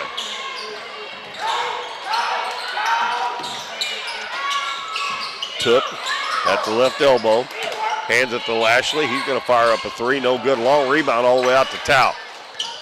Robbins takes it to the baseline. Cross court. Tao. He's going to take it into the paint, and he's going to be stripped on the way up. And they're going to give him 2 shots. That one will be on Cooper Sturgeon, his second. And that is already the 3rd team foul on Greenville.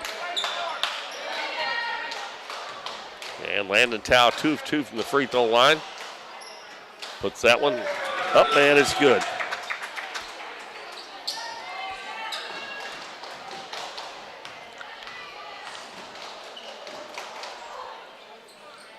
That one is off.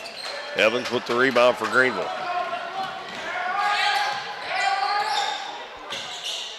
A 16-point lead for the Bears. Evans in the corner to Friley. Now Porter at the free throw line. He's going to take it down. Finger rolls it up and in. 11 for Porter. Robbins quickly back to the other end. Kicks it out for a 3 for Tao. He missed it. And Lashley got a hand on it, but they're going to say, yep, they say he touched it last.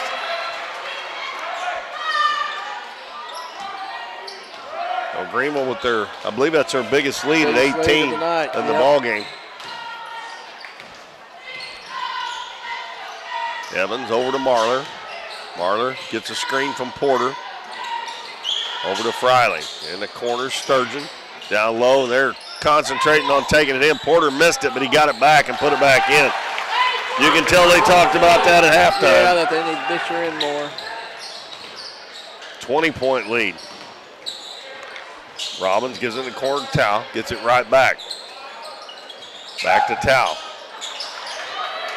They pick him up quickly when he gets it past in the middle, knocked away by Evans, and Greenville comes away with it. Evans dribbles to the left elbow. Now hesitation move, goes in, his shot partially blocked. And Braden Wilson with a nice rebound for the Tigers.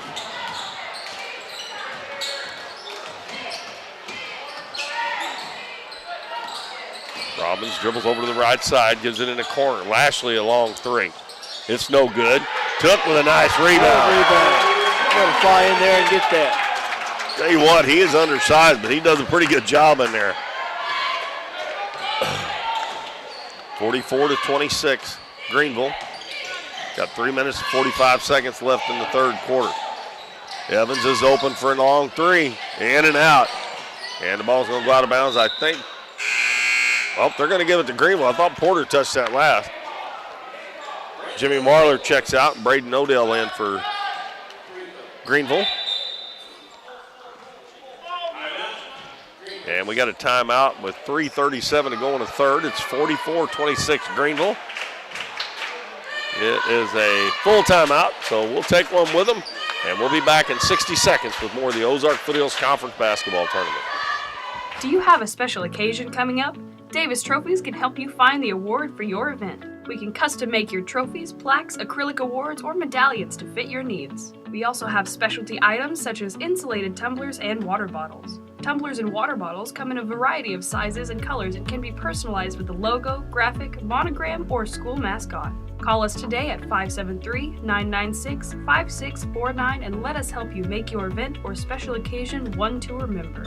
American Family Insurance is proud to be a sponsor of this week's OFC tournament. American Family Insurance serves all of the communities in the OFC area and provides all the protection you need under one roof. If you're looking for home, farm, auto, or life insurance, give agent Gerald Serwanka a call for a quote at 573-686-8445. After the timeout, it's going to be Greenville's ball underneath their own basket. Braden Odell will throw it in for Greenville. And his pass is tipped. It's going to be stolen by Clearwater.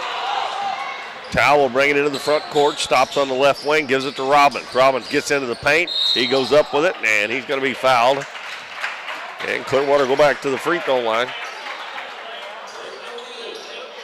That foul is on Braden Odell, his first. And Clearwater will shoot the bonus the rest of this quarter, which has 3:28 left. And right now, Charles Robbins at the line. Puts the first one in. Oops, I put that on the wrong side.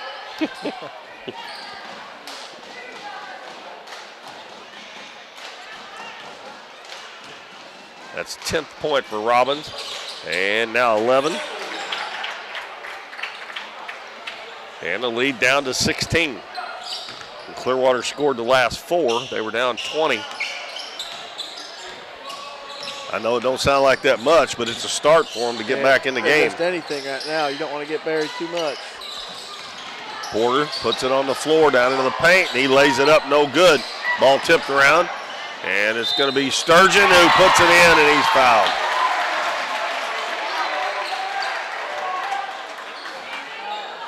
And that's the second foul on Tao. That's 8 points for Sturgeon, and he'll have a chance for a three-point play.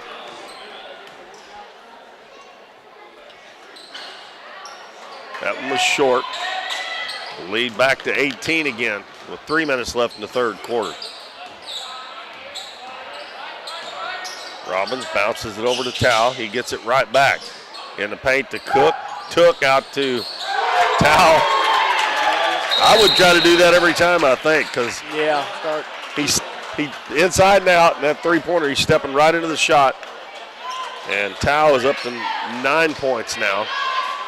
And we got another timeout. This one was by Clearwater by Coach Zach Moore. And the lead is at 15 for Greenville. This is just the second of our 3 games tonight. We still have Neelyville and Twin Rivers Varsity boys to see who will play the winner of this game. And we have a nice crowd on hand here again tonight.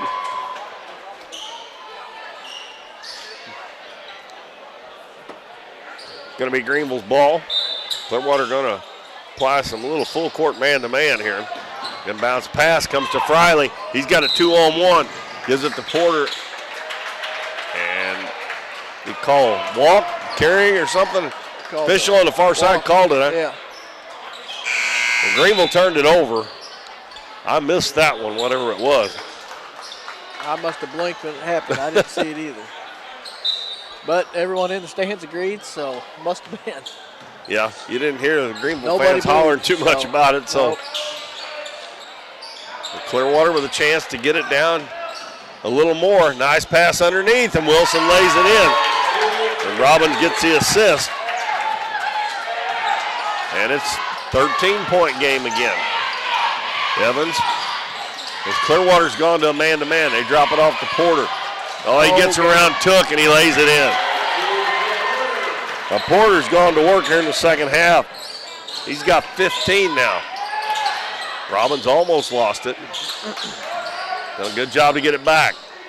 And his pass over to Lashley, almost intercepted. And we're going to have a foul, I think, on Easton Evans. Second foul. And they should be shooting here. They've been in a bonus for a little while. Going to be Brendan Lashley shooting for Clearwater.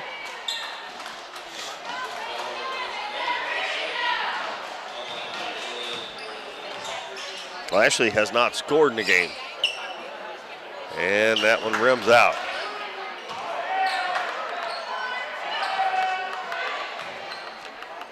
.201 left in the third quarter. 48 to still 33 as he misses both free throws.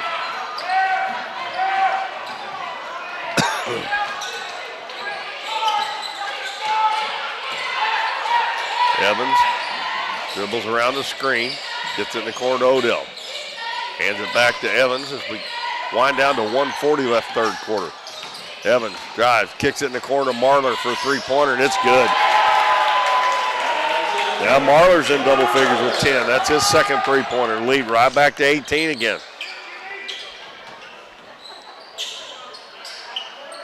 Greenville's been in that 1-2-2 zone all night long. Lashley shoots a three and scores. His first bucket of the game. Back to 15. Odell, his pass is knocked away by Evan Took, and it's going to go out of bounds.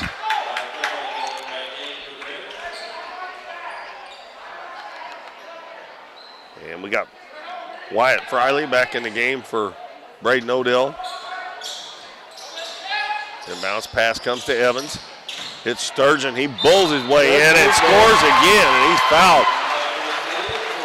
Used a little strength there, that's for sure.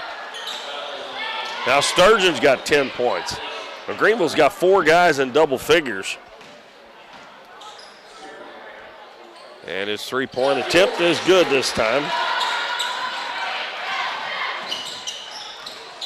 Lead back to 18 again. Robbins, cross court to Lashley. Lashley's going to try another three. That one's off badly.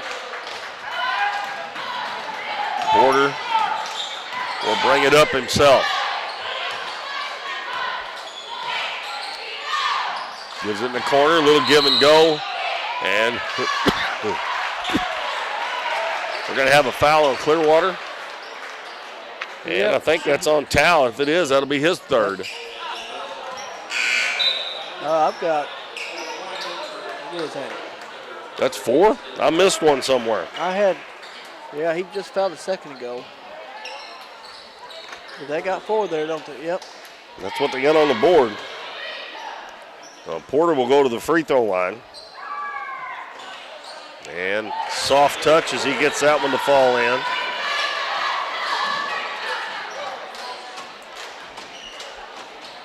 Got a chance to go back up by 20. And it's good. And Trevor Bratton's going to check in, and he will replace Trey Porter. With 42.4 seconds left in the third quarter, it's back to a 20-point lead for Greenville.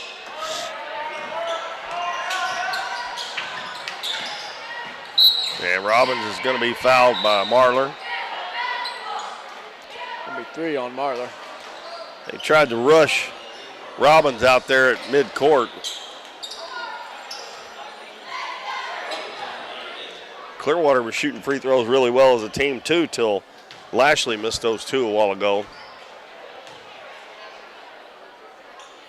Robbins gets him back on track with that first free throw, and he has 12.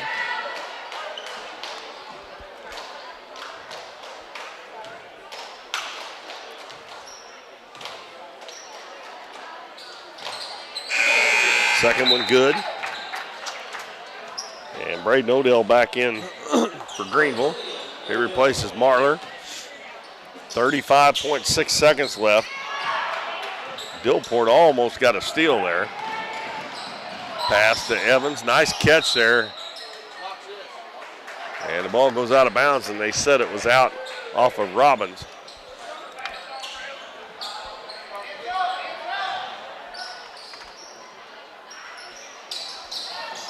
Friday will throw it in. Bratton makes a little head fake, and he scored. 4 for Bratton now.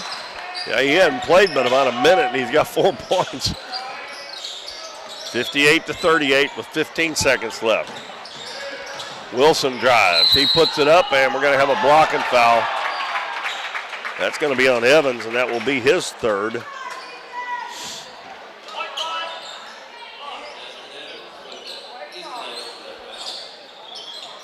And it's going to be Braden Wilson shooting 2.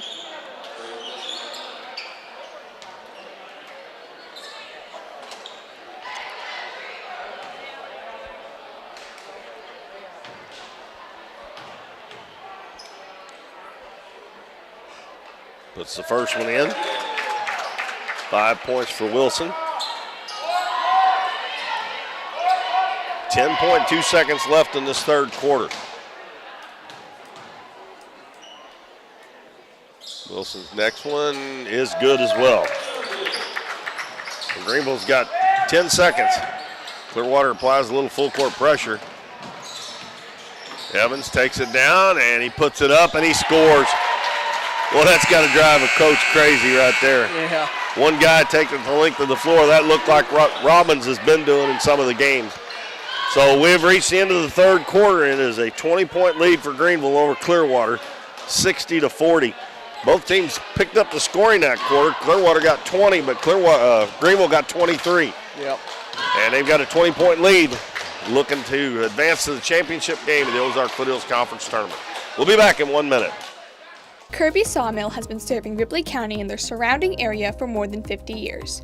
If you have land with timber that you'd like to sell, contact Robert and Christy and they'll work with you to get the most out of your land. They'll pay you a lump sum fee or on percentage if you'd like. The Kirbys would like to wish the best of luck to the Dons and Donettes this week. Contact them at 573-996-5315 for all your timber needs.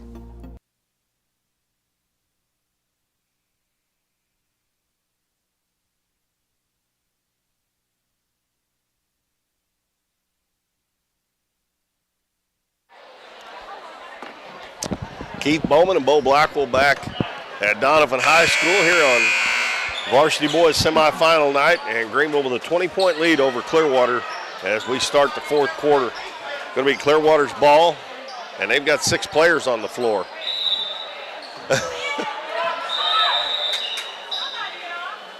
And let's see. Too many men on the ice.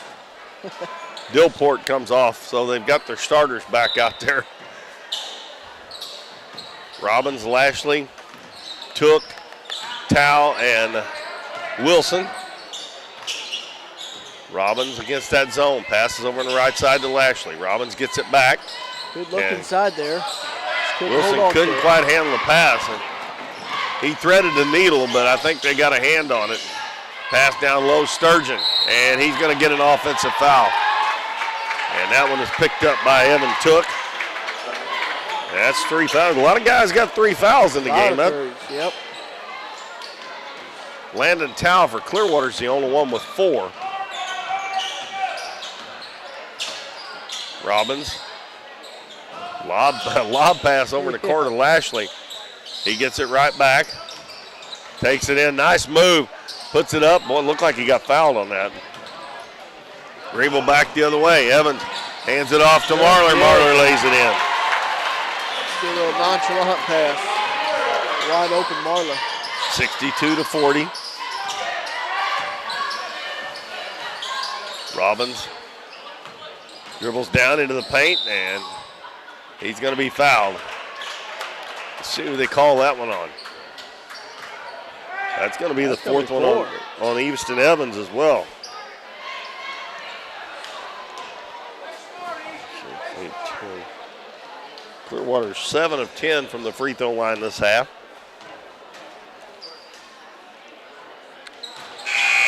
Robbins is up to 14 now as Lance Dillport comes in for Evan Took. Evans is going to stay in. Got 6:59 left in the game, a 21-point lead. And now 20. You know, something really strange. Robbins has got 15 points, but he has no, he does have. He's got 1 2-point basket. Beautiful pass. Porter puts a head fake up, waits on the defense to fly by, and he gets hit on the way and muscles it up and in, and he'll have a chance for a 3-point play. He got a chance to pick up his 20th point. That foul was on Braden Wilson, his 2nd, and Porter missed a free throw. 64-42. Greenville up.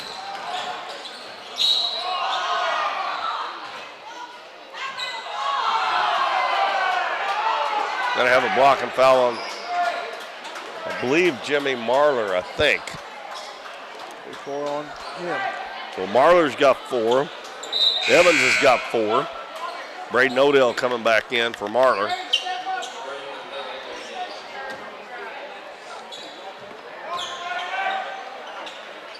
Bounce pass into Dillport. He's going to fire up a 3. No good, but Robbins is right there to get it and put it back in. 17 now, Robbins. Sturgeon gets it off to Evans. Oh!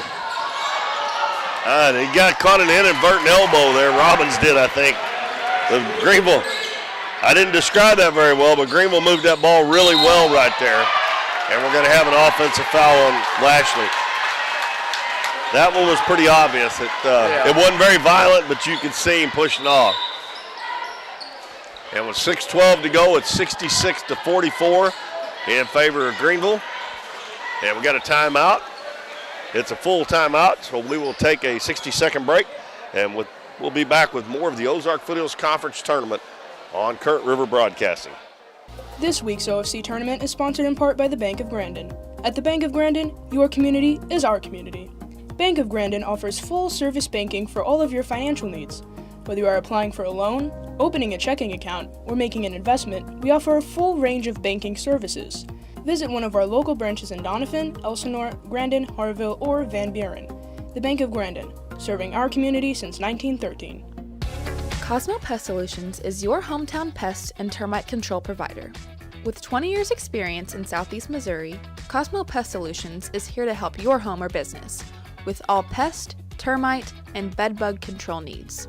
For fast, friendly, dependable service, give Cosmo Pest Solutions a call at 573-996-ANTS.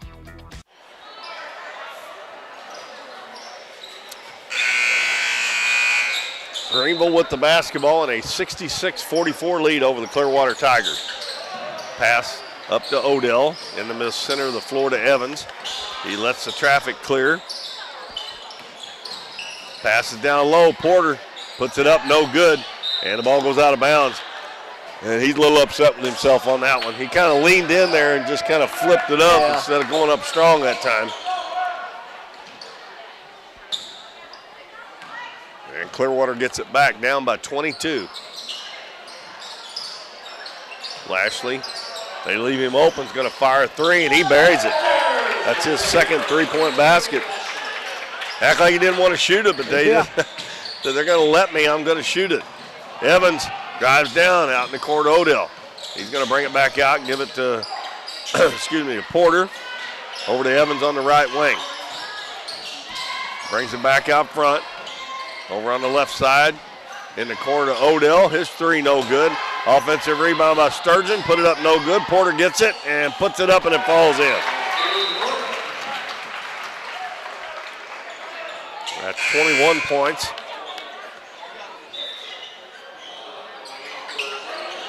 Jimmy Marler back in. And also Lane Pinkley coming in for Clearwater and Evan Took.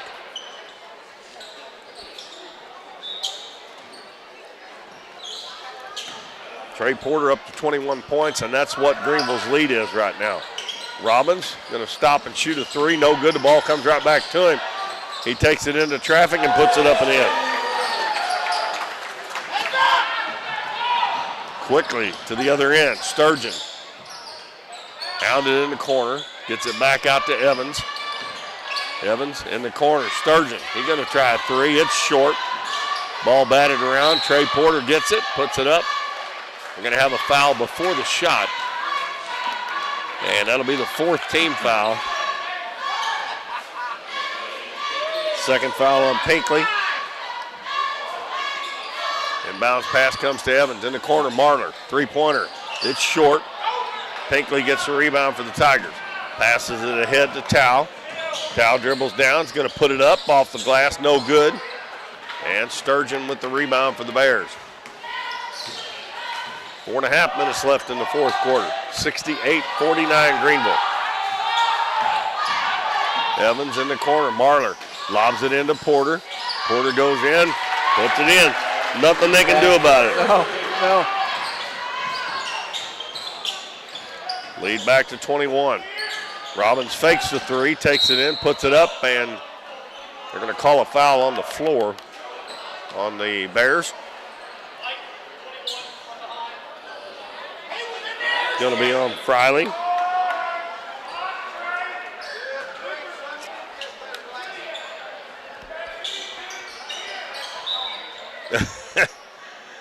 And Robbins, I guess he thought he couldn't get it in, so he just threw it off Austin Evans' leg. Easton Evans, excuse me.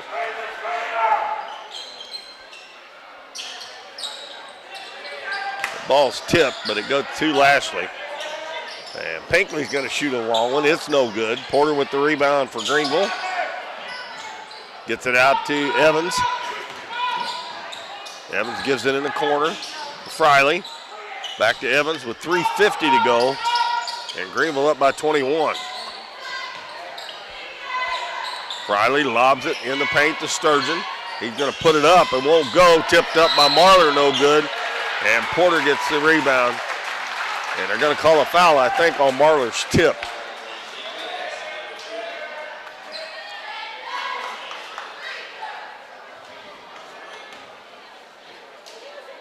Got 4 fouls on Pinkley.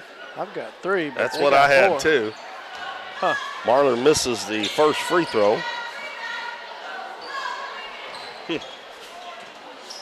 No, now they got 3 up there.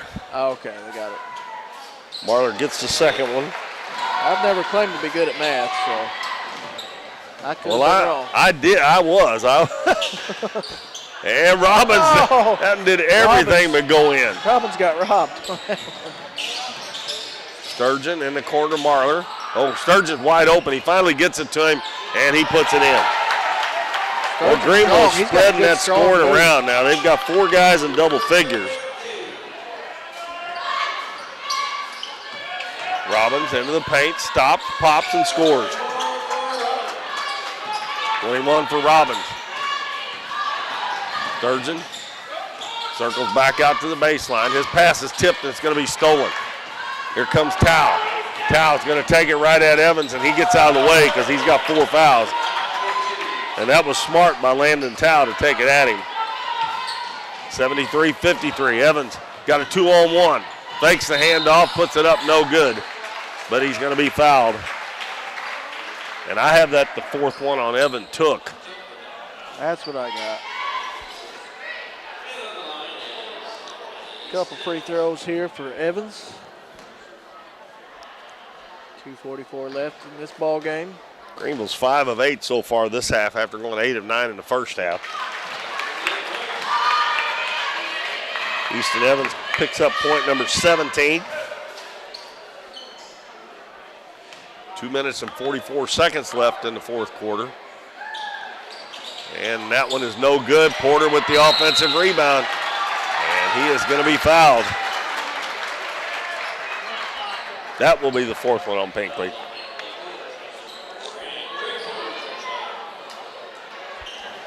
Should have just kept my mark there. Yeah, he almost pulled those 2 guys up off the ground with him when he went up. Yeah. It took both of them to keep him on the floor.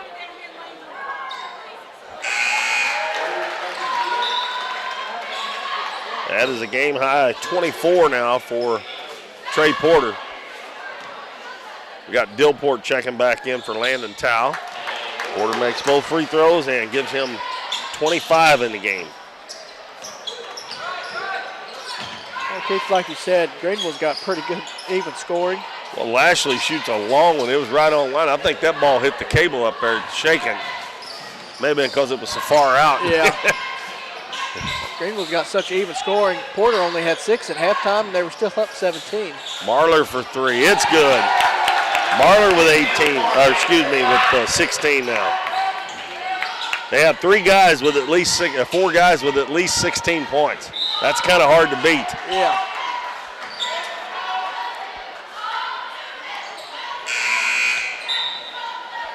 Braden Wilson's going to come back in for Clearwater. He replaces Evan Took. That would be the signal for full court pressure. Yep, and Braden Odell's coming back in for Greenville as well, replacing Evans. Sturgeon has it knocked away and stolen by Robbins, and he lays it in, and he is fouled by Odell. Well, Charles Robbins hasn't given up. And he is up to 23 now, and Evans right back in the ball game, replacing Friley. He didn't get much of a rest. I think there was 2:09 left when he went out. There's 2:03.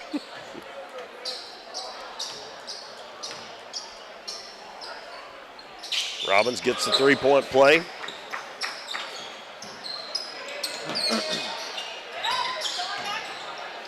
Pass up the floor. It's going to be over Odell's head.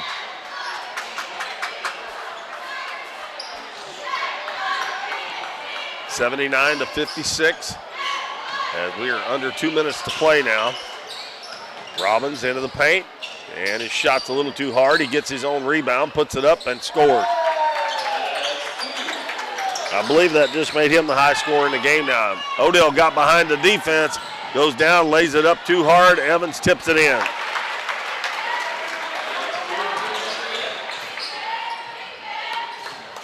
Dillport, 3 from the corner. It's good.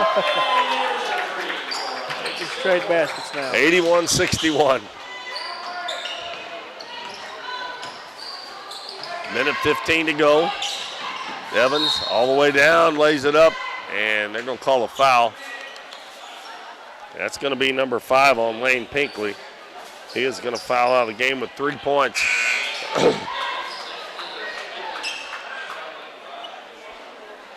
And Trevor Bratton getting ready to come in for Greenville.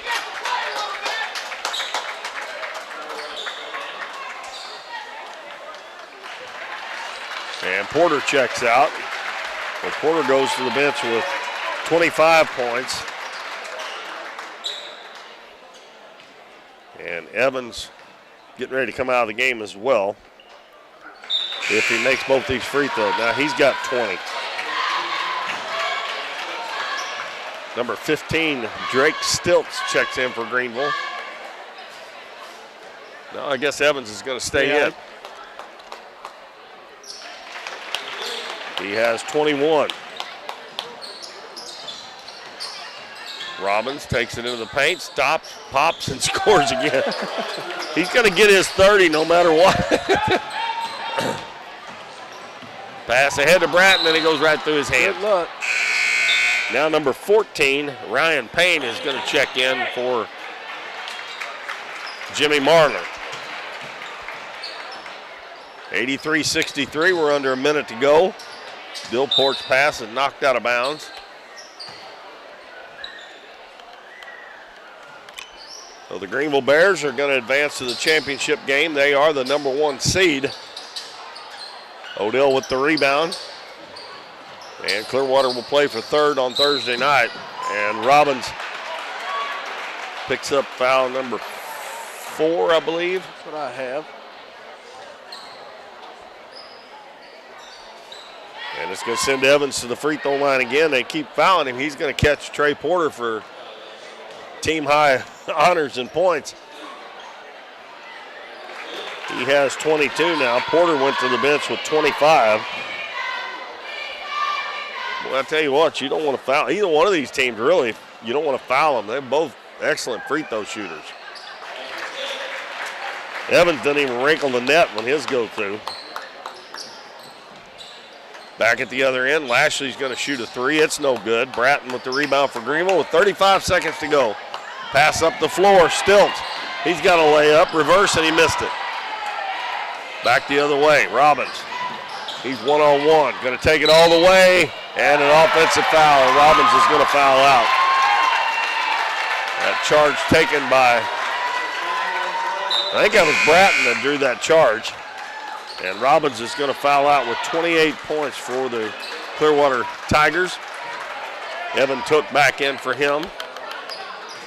And also coming back in is Wyatt Friley for Evans.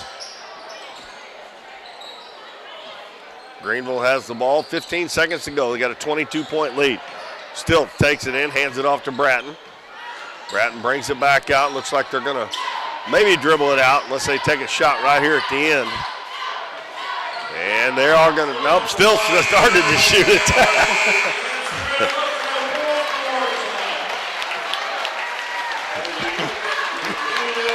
So our final is Greenville 85 and Clearwater 63. So Greenville will play for the championship against the winner of our next game between Neelyville and Twin Rivers. Friday night at 8:30 up at Three Rivers. And the Clearwater Tigers will play the loser of our next game right back here at Doniphan, 8:30 for third place on Thursday.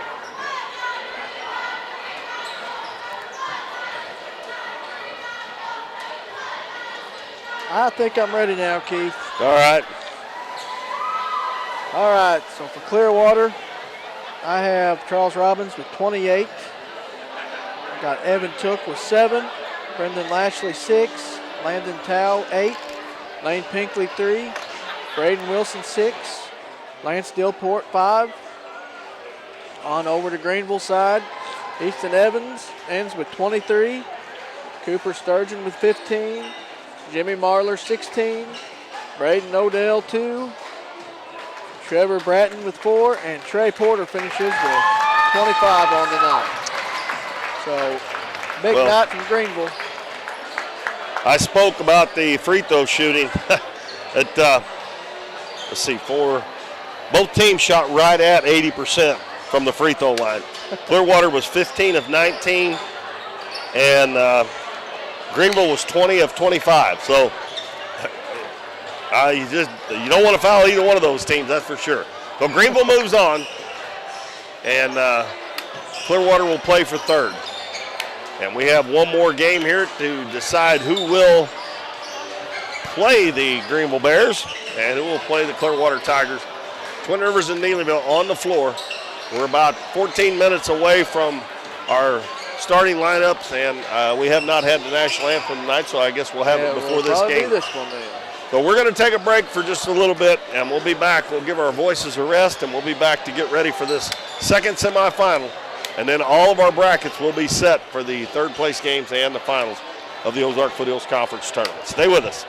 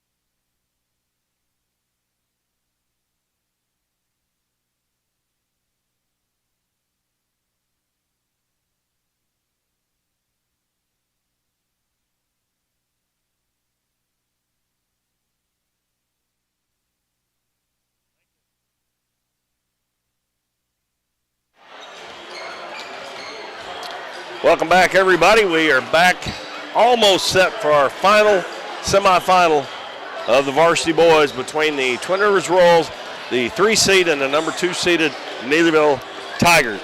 The last time these two teams played just probably a week or so ago, and thank you, Bo.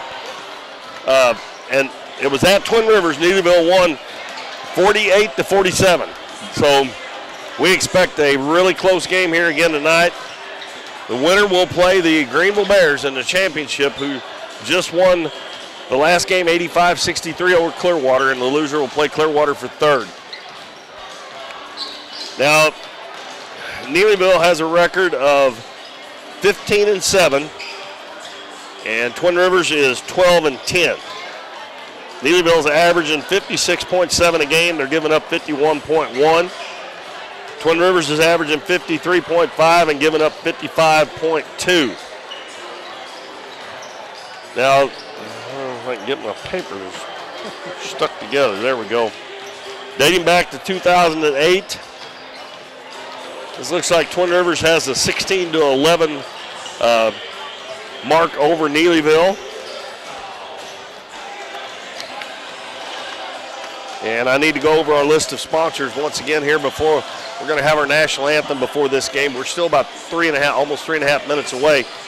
Countryside Chevrolet, Davis True Value, Farm Bureau Insurance, Hometown Pharmacy, Mathis Timber, Southern Bank, 1808 Public House, Cosmo Pest Solutions, Lemonade House Grill, Nick's Lawn Maintenance and Power Washing, Casey's on the all-year sponsors for Dons and Donettes basketball as well as this tournament. And the ones that came along for the tournament, Nace and Michael Pigg with Shelter Insurance, Davis Trophies, Taylor Schleif with Poplar Bluff Realty, Kirby Sawmill, Bank of Grandin, Barb Boutique, and Marty Zerwalka with American Family Insurance. Those are the folks that make this tournament possible, and also for you Dons and Donettes fans, those first 11 that I mentioned, they are sponsors full-time all year long, and they're the ones responsible for bringing all the Dons and Donettes basketball games to you here on Current River Broadcasting. This is the only game that we need to fill out our bracket for Friday night and for Thursday night. Right now, we've got the JV bracket set up. The third place game will be at 5:30 Thursday. It will be Greenville and Twin Rivers right here at Doniphan. Friday night at 5:30 will be East Carter and Neelyville for the championship up at Three Rivers, the Libla Family Sports Complex. The girls' girls' third place game will be Twin Rivers and Neelyville here at Doniphan Thursday at 7. And the Donettes and East Carter will square off for the third time this year. And the Donettes are 20-0. East Carter is either 18 or 19. I believe they're 19-2 now. And the two losses that East Carter has both come to the Donettes. So I'm sure that East Carter is going to be looking for some revenge in that game for sure. And then it will be Greenville and either Neelyville or Twin Rivers in the varsity championship, and Clearwater, and then either Neelyville or Twin Rivers in the third place game. Well, I'm not real sure if the assistant had to leave or what, but Mr. Rob Brown. I noticed that. On the bench. Yeah, I noticed that. That's the first time I've seen him out there. Coming out of coaching retirement, Mr. Rob Brown making his debut. Yeah, he'll be at the golf course tomorrow. Oh, yeah. I see him at the golf course pretty often. Well, we're going to have a national anthem here, so we'll take our 90-second break, and then we'll be back to get this last game underway of the evening. Lemonade House Grill is Doniphan's fun, family-friendly restaurant with a smorgasbord of choices on the menu. Enjoy one of their freshly squeezed lemonades along with handcrafted burgers, tasty tacos, trash can fries, or pizzas. Bring the family for Kids Eat Free Night on Mondays, or come to Taco Tuesdays, Wing Wednesdays, Thursday's Date Night, or Fish Fridays. Lemonade House Grill is veteran-owned and operated, and veterans receive a 10% discount. Lemonade House Grill is a proud supporter of the Dons and Donettes, and make sure to follow them on Facebook and Instagram for their daily specials. At Mathis Timber, our goal is to provide our landowners with the greatest possible financial return on their timber lands. while not damaging young timber or leaving your property in a mess. We have served Ripley County and the surrounding areas since 1939. We will buy your timber on lump sum total or percentage. We have several references upon request. Contact Craig Mathis at 573-429-0996 and see how Mathis Timber can assist you with all your timber harvesting needs.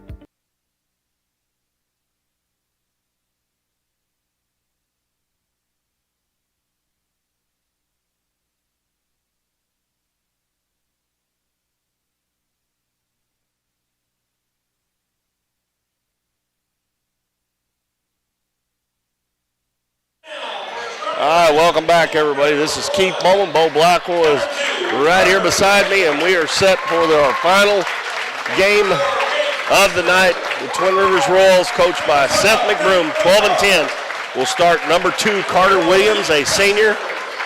And number 4, Jake Hester, a junior.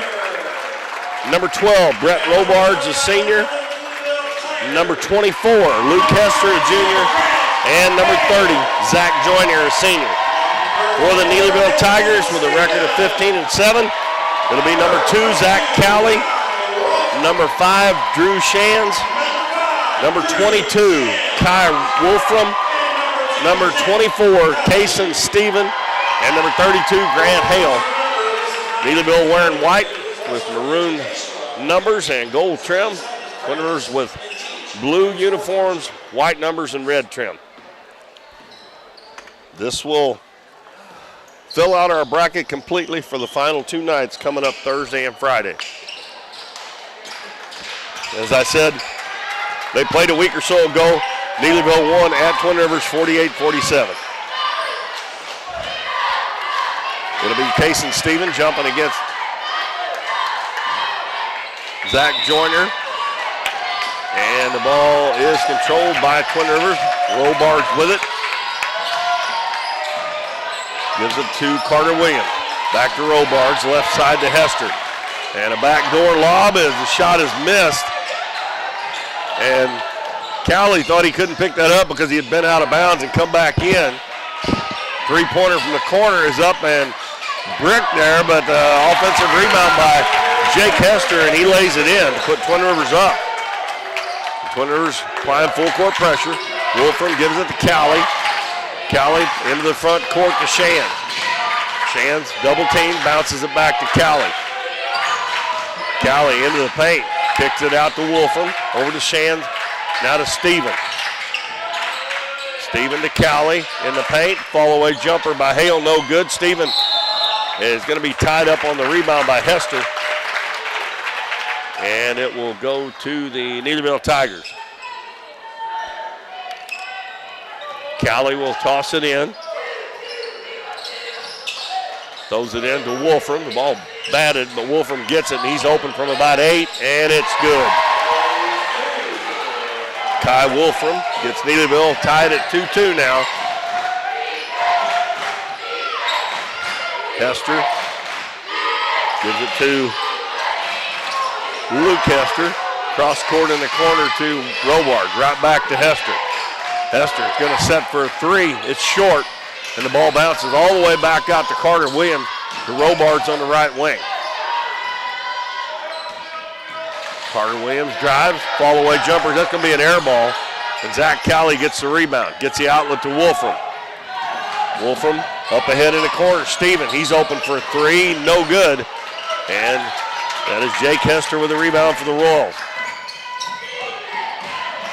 Gives it in the corner. Robards fakes the three-pointer. Gives it back out to Carter Williams. Joyner out to Robards. He steps into a 3. That one's no good. Ball goes over the backboard. Surprised they didn't call that. Yeah. Neelyville got it, so no harm, no foul, I guess. 5:50 to go in the first quarter. We're tied at 2. Pass to Hale in the paint. Back out to Wolfram. Over to Cowley. He gives it to Stephen. Stephen, a big-time scorer for Neelyville. Wolfram backs it out on the right wing. Now to Stephen. He'll take it back out to Shands as Neelyville reset. Shands left wing to Hale. Lob pass to Steven, goes high, gets it, and he missed the layup. The shot right underneath the basket. Wasn't necessarily a layup, but they run the play perfectly. They just didn't make the shot. Hester has it knocked away by Shands. Shands throws it back into the backcourt. Twin Rivers is going to run it down. Coach McBroom's telling him to settle down just a little bit. Robards will bring it back out. He settles it down a little bit. We played a little over 3 minutes and we only have 2 points apiece. Williams in the lane to Hester. Out in the corner. Three-pointer up and short. That was by Jake Hester. And Wolfram gets the rebound for Neelyville and heads back the other way. Neelyville, Twin Rivers playing a zone. They're spreading it out. Shands gives it to Hale at the free throw line. He brings it back out to the volleyball line, gives it to Steven. Deep on the right wing. Bounces back to Wolfram. Now back to Cowley on the right wing. Cowley drives in, stops and pops from 15. Short. Shands gets the rebound, goes up, and he's going to be fouled.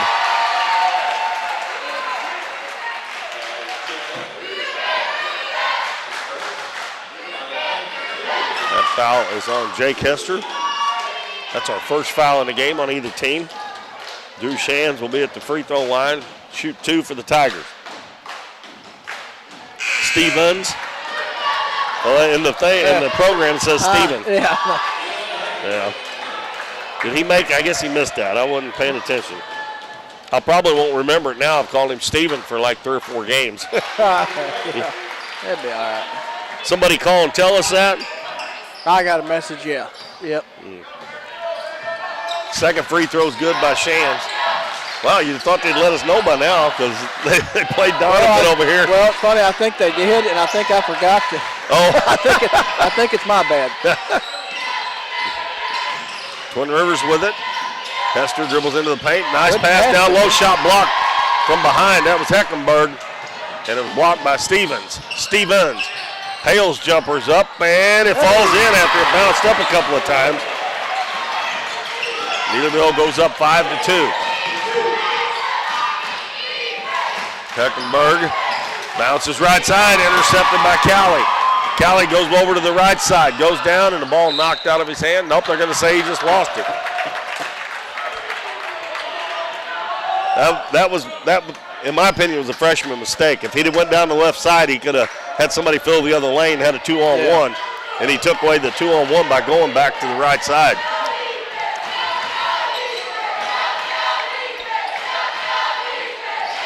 Pass down low to Hester, knocked away, but he gets it back.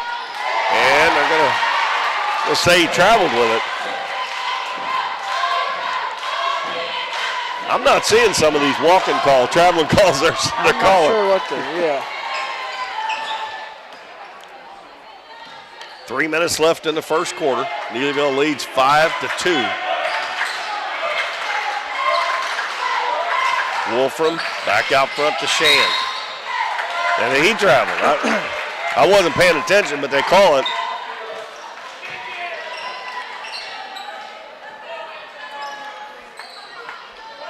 Well, Twin Rivers gets it back, down by 3 points. Hester bounces it over to Williams. Williams back out front to Heckenberg. Back to Williams. He's open for a long 3. No good. And the ball tipped around there. Shands with a nice play. Got Hale on the other side, goes down, lays it up and in. Now they run that one to where they got a 2-on-1 fast break that time. 7-2 in Neelyville, and we got a 30-second timeout called by Coach McBroom. I said the winner will play Greenville, and the loser will play for third. We'll have one more night of basketball here from Donovan, and then we'll head over to Poplar Bluff to the Libla Family Sports Complex on the campus of Three Rivers College Friday night.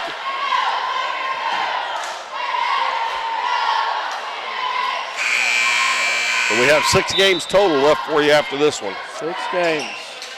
It's hard to believe. Well, that'll be 14 down and 6 to go. It's hard to believe we're on the back side of this thing. Yeah, I know. And it only took 3 days to do it. Lots of caffeine. Neelyville extending that zone out. Hester drive, puts down his shoulder and scores. Nice drive by Jake Hester. He's got all 4 points for Twin Rivers.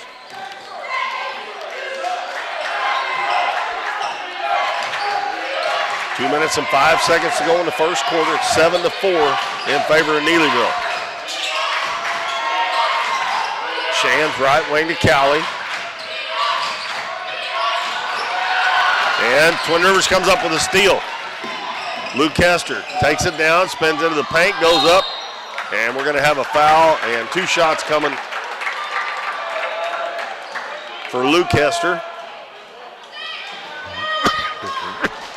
They call that one on Cason Stevens. Yep. That is Neelyville's first foul. First free throws coming for Twin Rivers. And Luke Hester gets his first point. Well, the Hester boys have all 5 points for Twin Rivers so far. Joyner checks out. And number 20, Zach Hendricks, comes in for Twin Rivers. Next one good. 7-6 now in favor of Neelyville. They are actually playing a diamond and one. Well, it may be a man-to-man. Cowley in the middle of the paint tries to get it low to Hale, and it's picked off by Hendricks. That might have been like a sagging man-to-man, but they're guarding Stevens all over the floor. Hester stops and pops off the back of the rim. Stevens with a rebound for Neelyville. Pass up the floor to Shan. Twin Rivers gets back.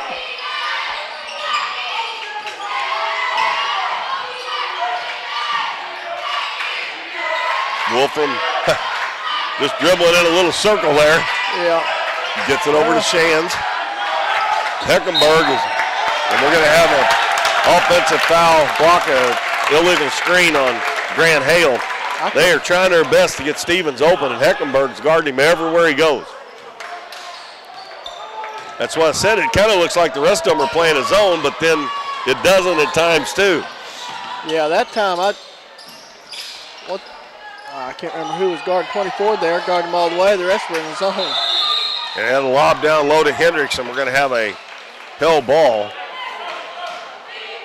It will stay with Twin Rivers underneath their own basket. They trail Neelyville 7-6. Inbounds pass comes in to Hendricks. Out to Heckenberg. Cut off in the lane. Back to Hester. Into the paint. Ball knocked away. It's loose on the floor. And another Hell ball, and this one will go to Neelyville with 33.9 seconds left in the first quarter. Jake Hester comes out, and Brett Robards back in. Very low scoring first quarter at 7-6 with 30 seconds to go.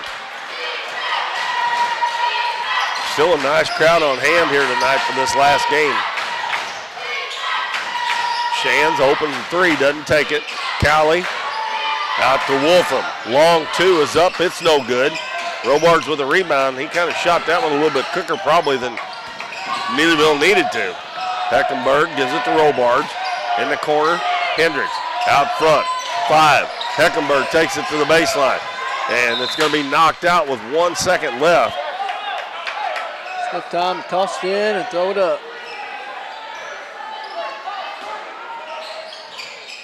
Pass to Robards. He's going to get it off. And it's an air ball. So we have reached the end of the first quarter and very low scoring game between Neelyville and Twin Rivers. It is 7-6 Neelyville in our final varsity semifinal. You're listening and watching the Ozark Foothills Conference Tournament on Current River Broadcasting. Be back in 1 minute. 1808 Public House is your full-service restaurant in downtown Doniphan with a modern twist on home-style food. Along with their full menu with everything from burgers to seafood and steaks, 1808 has bingo and trivia nights, an all-you-can-eat buffet on Fridays, and live music on the weekends. Students can come enjoy half-price appetizers from 3:30 to 4:30, and 1808 offers free Wi-Fi. Make sure to follow them on Facebook for their daily specials. But most of all, make 1808 Public House your next dining experience in downtown Donovan.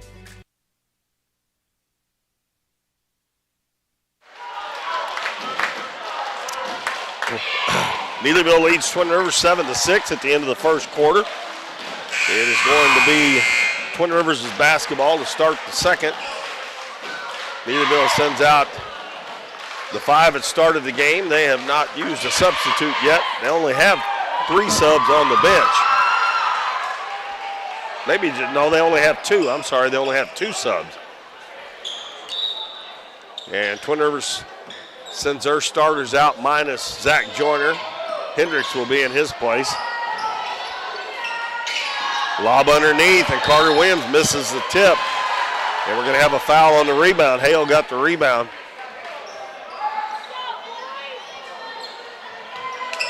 And he called that foul on Hendricks.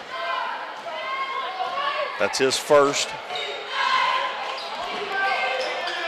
The Twin Rivers run a nice play there, but again, they missed the shot. They had a couple of those so far. Grant Hale with the ball out near midcourt. Twin Rivers really spreading that zone out. Pretty pass from Hendricks to Wolfram, and he scores from the baseline. They got that ball to the high post, and that ball just barely touched Cowley's hands, and he hit Wolfram for about a 15-footer.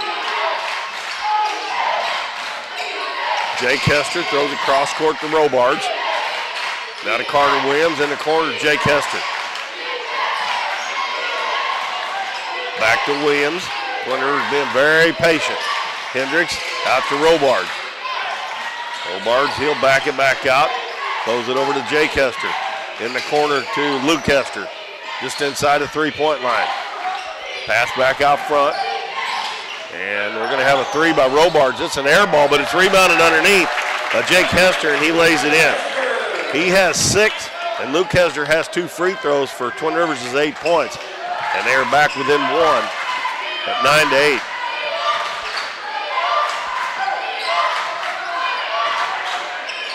Lob down low. Cowley catches, hands it back to Grant Hale. And Cowley with another nice decision. And Cowley's only a freshman. Yep. And that's 2 assists in a row he's got for Neelyville. That's 6 for Grant Hale now. Robards out front to Carter Williams, back to Robards. Back to Robards. Dribbles baseline, bounces into Luke Kester. He's tied up, triple team there, back out to Carter Williams. In the corner, Robards, cross court to Jay Kester. And he tried to throw it in the middle, it's knocked away, and we're going to have a foul on Luke Kester. And Twin Rivers tried to force it in there when there was nobody open. And it'll be Neelyville's ball. They lead it 11-8. 5 minutes and 45 seconds left in the first half. The Twin Rivers is playing a zone other than right now it's Robards guarding Stevens. It's a diamond and one, maybe a box and one. It looks like a diamond when they had the ball out front. Yeah, now that I'm looking at it, I think that's what it is, a diamond and one. And Shands drives in, and an offensive foul is drawn by Luke Kester.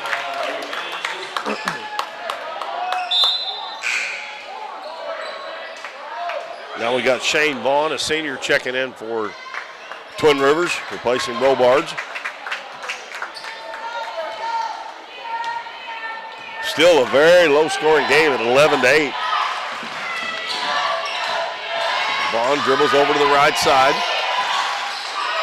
And the pass is intercepted by Cowley.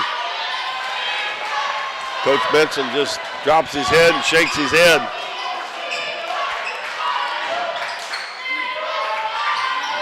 Yeah, when Neelyville has the ball out front, the other 4 players are in a diamond. And right now we got... they're just face guarding Stevens there. Vaughn's guarding Stevens man-to-man everywhere he goes. Hale with an offensive rebound, and we're going to have a foul on Twin Rivers. Going to be the second one on Jay Kester as Joyner and Heckenberg gets ready to come back in. Hester will go to the bench with 2 fouls, and also checking out will be Zach Hendricks.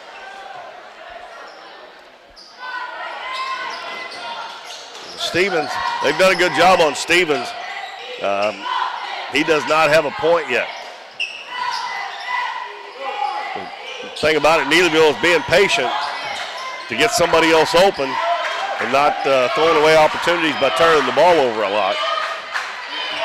Hale at the free throw line, kicks it out to Stevens, back to Wolfram. Over to Hale, he's gonna fire a 3, and it's good. Grant Hale's got 9 He's on fire now, yeah. of their 14 points, and it's a 6-point lead. Biggest lead for Neelyville here in the first half. Vaughn over on the right side to Heckenberg. Bounces to Joyner on the baseline. Lobs it back out front to Heckenberg. Over to Williams on the left side. In the other corner. Drive. Kicks it out to Williams. 3-pointer is short. Ball goes out of bounds. Last touch by Twin Rivers.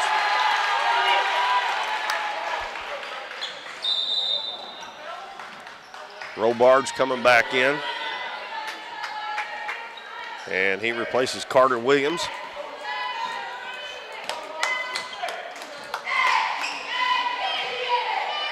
.340 left in the first half. It's 14-8 Neelyville.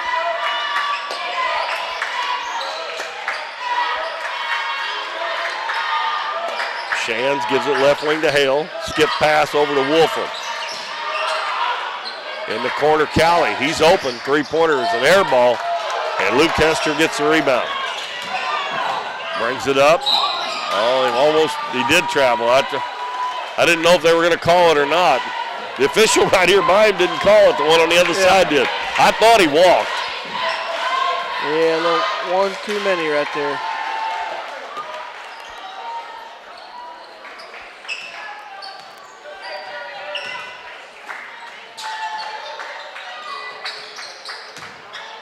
I tell you, whichever one of these teams wins, they're going to have to pick up their offensive output against Greenville. I tell you that right now.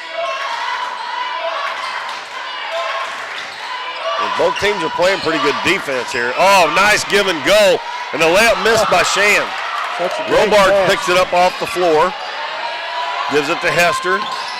Hester dribbles one time. Now he gets it to Robards. Almost out of bounds, but he saves it. Over on the side to Heckenberg, into the paint, bounces down low. Joyner lays it up, and no good, but he's fouled. That'll be on Zach Cowley, his first. That was a great wraparound pass there to get that underneath. Yeah, and it was a good job by Joyner to catch it as well. Yeah. Joyner's free throw is good. That's Joyner's first point. Now we have Zach Rollins checking in for Shands for Neelyville.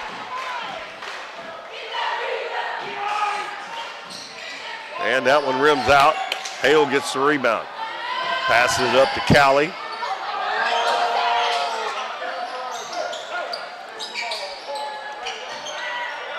Wolfram over to Cowley.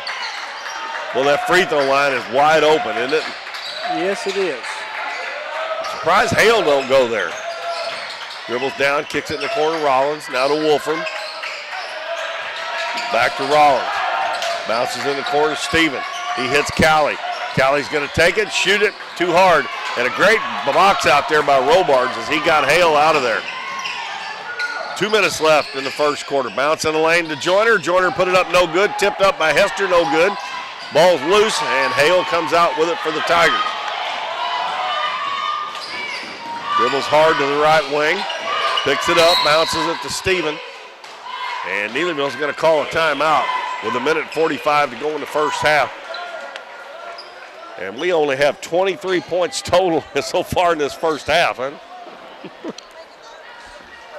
Low scoring, that's for sure. Well, thank you so much for tuning in. Currently broadcasting another good night of basketball. Good crowd on both sides tonight. Like Keith said, we're over halfway through this whole thing now. Yeah, we're actually 2/3 of the way through. 2/3, yeah. Neelyville with a 14-9 lead. We've got a minute 45 left in the first half.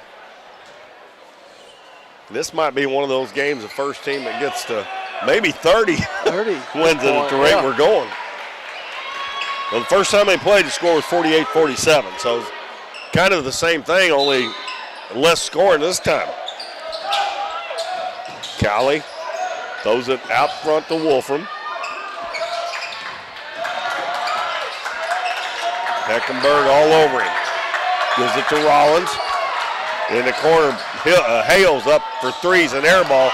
And Robar's doing a nice job rebounding for a small guard. Comes up the left side of the floor. Into the lane to Joyner, down to Hester. Hester turns, shoots, and he scores.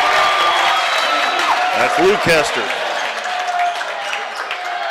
The Hester boys have 10 of the 11 points, with Joyner having the other one.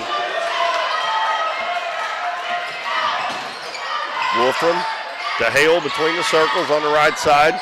Steven just can't get a shot off. Hale, triple team bound. Oh, nice pass to Rollins, and he scored. I have no idea how he's seen him. At first it looked like a shot it, then you saw it got through. I was like, wow. And we're going to have a foul against Rollins. His first. We got Carter Williams checking back in for Shane Vaughn. And a 5-point lead for Neelyville. Yep. With 45 seconds to go. Collins come in for Neelyville. Pass over to Williams. Dribbles baseline. Tries to hit Joyner, and it's knocked away and stolen. Pass up the floor. Stevens. He wanted to shoot that, and he is going to shoot it way downtown. No good. Dollins with the rebound. He puts it in. I tell you what, Dollins has not played a whole lot in this tournament, but when he's come in there, something has happened immediately that he's done real well. 7-point lead. Williams, three-pointer's good. 7 seconds left. Rollins hands it to Wolfram with 4. Steven drives down. Wild shot and almost threw it in. The Neelyville coach wanted a foul, but that was kind of a throw-up shot. So the last minutes or so there, the scoring picked up a little bit, but it's still only 18-14 at halftime in favor of Neelyville. So still anybody's game as Twin Rivers trails by 4. Trying to get to the championship game of the Ozark Foothills Conference Tournament here tonight. All right, over to Twin Rivers scoring. I have Carter Williams with a 3, Jake Hester with 6, Luke Hester with 4, and Zach Joyner with 1. Over to Neelyville side, I got Grant Hill with 9, Kai Wolfram with 4, Drew Shands 1, Elijah Dollins 2, and Zach Rollins with 2. And the big thing there, Kason Stevens has not scored. They have done a fantastic job on him in this first half because he's been scoring in the upper 20s about every game, at least so far here in the tournament he has. And when they played Donovan over here, he had a big game as well. So free throws, 3 of 4 for Twin Rivers and 1 of 2 for Neelyville. And we stand at 18-14 at the half in favor of Neelyville. And when we come back out, it will be Neelyville's basketball to start the third quarter, it looks like. And the winner moves on to the championship. The loser goes to the third place game. We're going to take a break, and we'll be back here shortly before the second half begins. So stay with us here on Current River Broadcasting.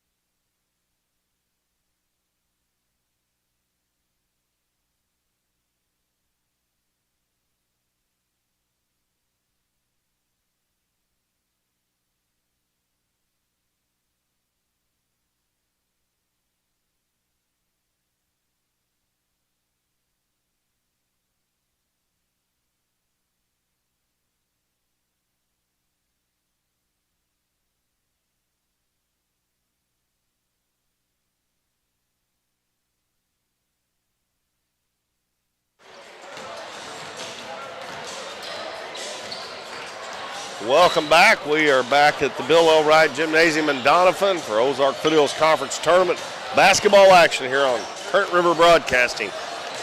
Keith Bowman here with Bo Blackwell. We're at halftime of a very, very low-scoring game between the Neelyville Tigers and the Twin Rivers Royals. Right now, Neelyville holds that 4-point edge, and Neelyville was ahead 7-6 at the end of the first quarter, and they outscored Twin Rivers 11-8 in the second quarter to build it up to a 4-point lead. But a 4-point lead, actually, the way that they're scoring or not scoring, seems like a big lead. Yeah. It is going to be Neelyville's basketball as we get the second half underway.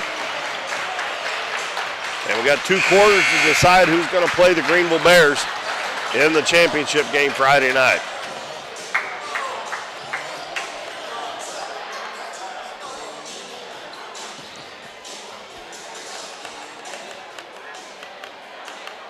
They'll be anxious to see how it goes this second half for both teams. I'll be anxious to see if it, like you said, if it's going to be a first one to 30 or 40, or if it's going to turn up like the Ace Carter game yesterday, how it eventually started slow and then all of a sudden here we go.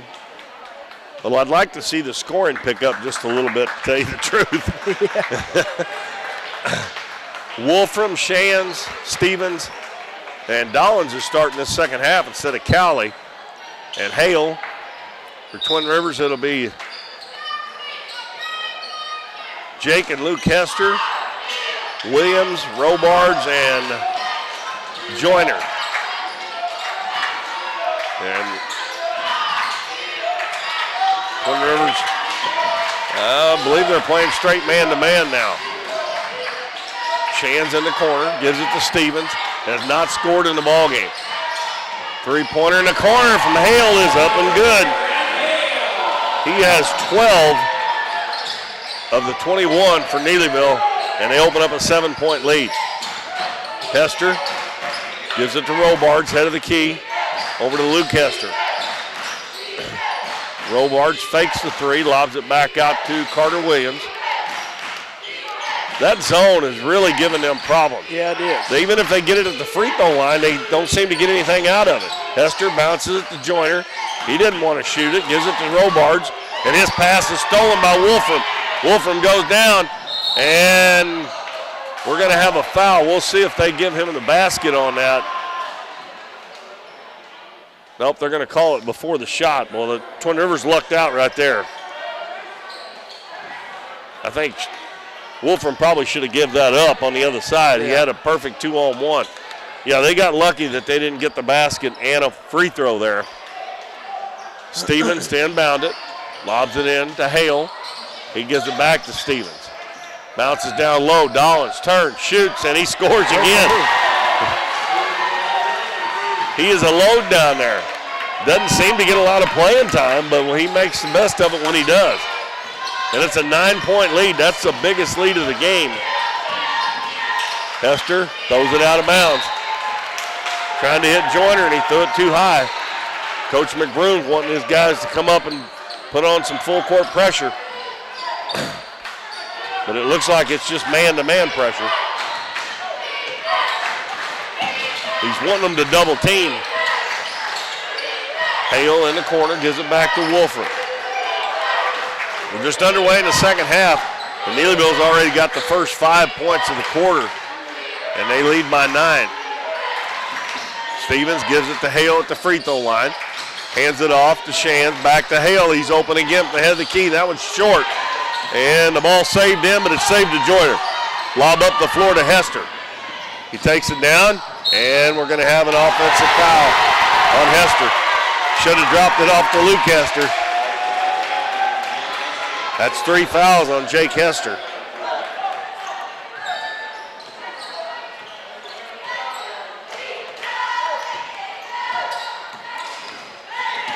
Wolfram backs it out behind the three-point line, gives it to Hale. Hale dribbles, hands it off to Shands. Shands back out near midcourt, gives it to Hale. Hale over to Stevens. Stevens doesn't act like he's too interested. I mean, he's not forcing anything. He has not scored in the game. And Neelyville still has a 9-point lead. Well, you got to give Twin Rivers great credit for holding Stevens down, but they just haven't been able to do anything on the offensive end. Neelyville being very, very patient.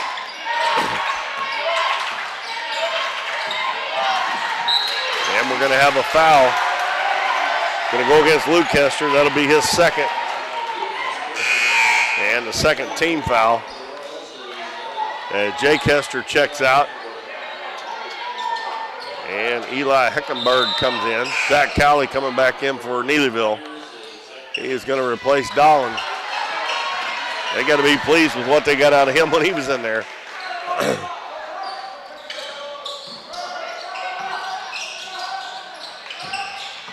Hale gets out of the double team, bounces it to Wolfram. He gets double teamed.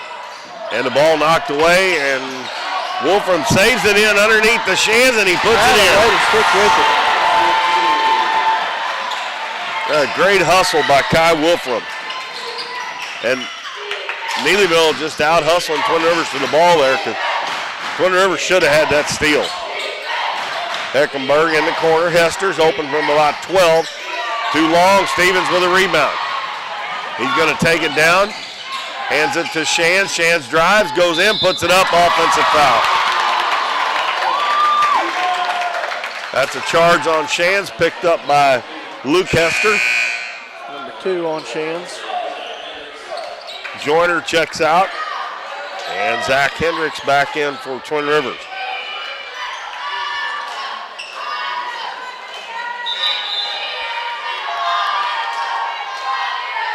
And Shands checks out for Neelyville. And Zach Rollins comes back in.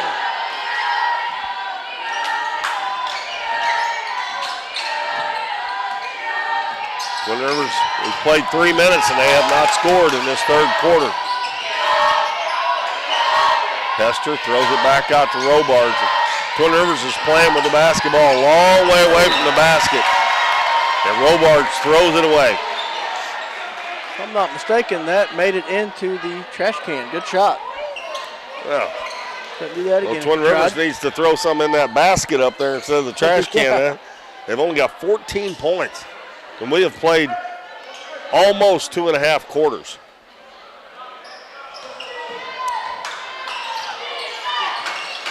Going to go into a little bit of a half-court trap. Wolfram, and he traveled. They forced him into that when he drug the pivot foot a little bit. Twin Rivers changing defenses there, trying to get some kind of change of momentum for them, get some baskets here. Well, they need a basket because they have not scored this quarter. Neelyville double teaming just about everybody that gets the basketball. Heckenberg underneath the Hester, puts it up and in. There we go, that was nice. For the most part, Neelyville's done a great job of flying around in that zone.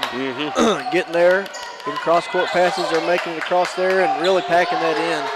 Pass across the court, almost intercepted. Cowley hands it to Hale, and it's knocked away. And Twin Rivers finally gets a loose ball. Pass ahead to Heckenberg. Gets Cowley in the air, goes up, and he gets hammered. They call that on the floor? Oh my goodness.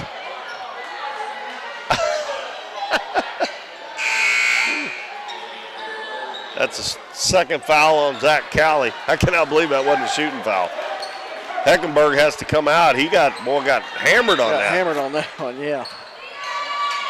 Hester lobs it in out front to Williams. In the lane to Jake Hester. Gets his man in the air, out to Carter Williams on the left wing. Williams dribbles to the elbow, his shot no good, and it's going to go out of bounds.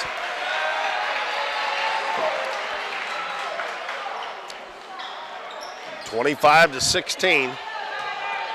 Neelyville up by 9 as we wind down to 3:35 to go in the third quarter. Twin Rivers in the 1-2-2 half-court trap. Cowley dribbles down, gets it quickly back to Wolfram. Over to Stevens in the corner, Rollins. Down low to Hale. Hands it back to Cowley. He's open, but he's short-armed it, and we're going to have a hell ball on the rebound, and it will be Twin Rivers basketball. So far, those two possessions there, that changing that 1-2-2s worked to Twin Rivers' favor. Neelyville got a good shot there, but Cowley come up way short on that. Hester drives baseline, pass it over to Hendrickson. I think nope, they said it went out. I thought that touched him after it got past the Neelyville defender, but they get the Twin Rivers. And Dollins is going to come back in for Cowley.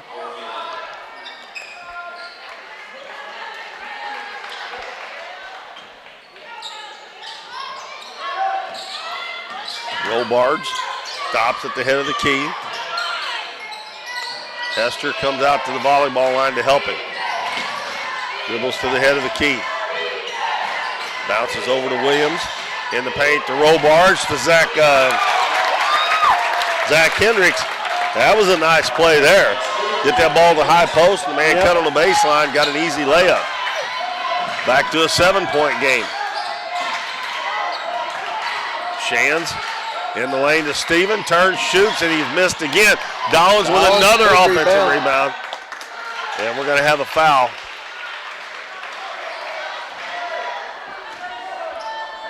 Going to be on Hendricks. That is the 4th team foul against Twin Rivers. Heckenberg back in for Robards. And bounce pass. They get it down low to Hale. Puts it up the left hand, short. And Hester got the rebound. Gets it to Heckenberg. Twin Rivers with a chance to cut it to 5, maybe 4 if they could hit a three-pointer. That would be as close as they've been in a while. Hester spins there. Missed the shot. Offensive rebound to Hendricks. Out to Carter Williams. Three-pointer, no good.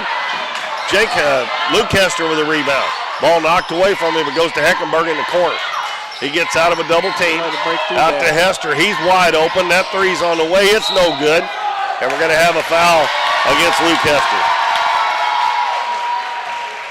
It'll be 3 on Luke.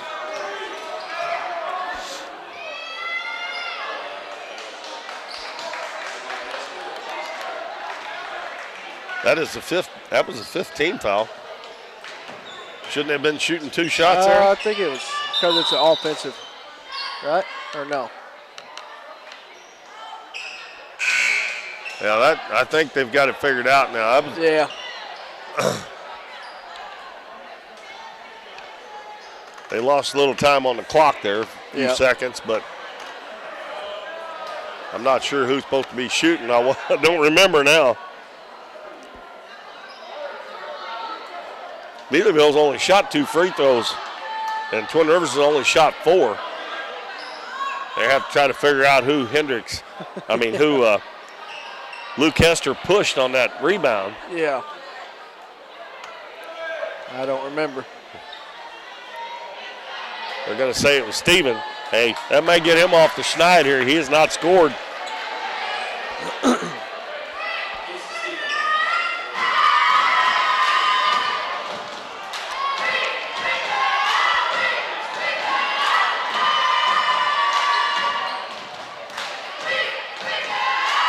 He misses the free throw.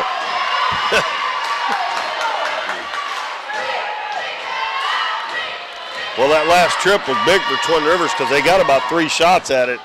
Couldn't get it to go. And that one crawls over the front of the rim and falls in. And Kason Stevens has got his first point. It's an 8-point lead. And the interception by Stevens. And he gets around Heckenberg, and he's got a left-handed layup. What was that I just said about getting him off the schneid? Yep. Hester at the free throw line. Back out as Neelyville jump back up by 10. Cross-court pass. Jake Hester in the corner to Heckenberg. And the pass to Luke Hester. He's going to put it up. Too hard. Stevens with a rebound.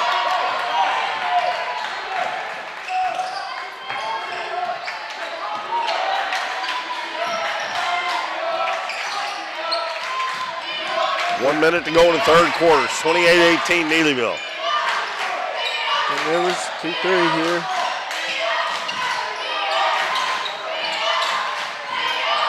Running some time off the clock here. We're down to 45 seconds left in the third. In the corner, Wolfram bounces in the paint. Shot up by Callie. Goes down. It started to come back out, and then it went back in. We've seen a lot of those last few days. Go down and come back out. It's a 12-point lead. Twin Rivers had a chance a little bit ago to get that Williams a three-pointer. It rims out. Callie with the rebound. Neelyville's got a chance to score again. Down to 14 seconds. Hale takes it to the corner. Callie takes it in, puts it up, and we got a foul. And I believe that's going to be number 4 on Luke Hester, and it is.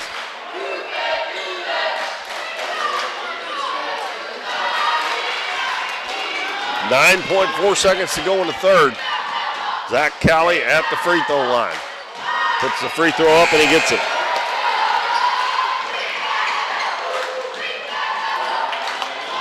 Shams checks out, Rollins back in, and Hester goes to the bench with 4 fouls, and he's replaced by Shane Vaughn, number 5. Both free throws good by Callie. Hester drives it down, spins into the paint, goes up, and he is going to be fouled. And he just forced the issue there. And he'll get a couple of free throws. Fouls on Callie. And I think that's 3 on Zach Callie. But Jake Hester had 6 points early in the game, and he is still at 6 points. 2.9 ticks left on the clock here in the third. Free throw's good.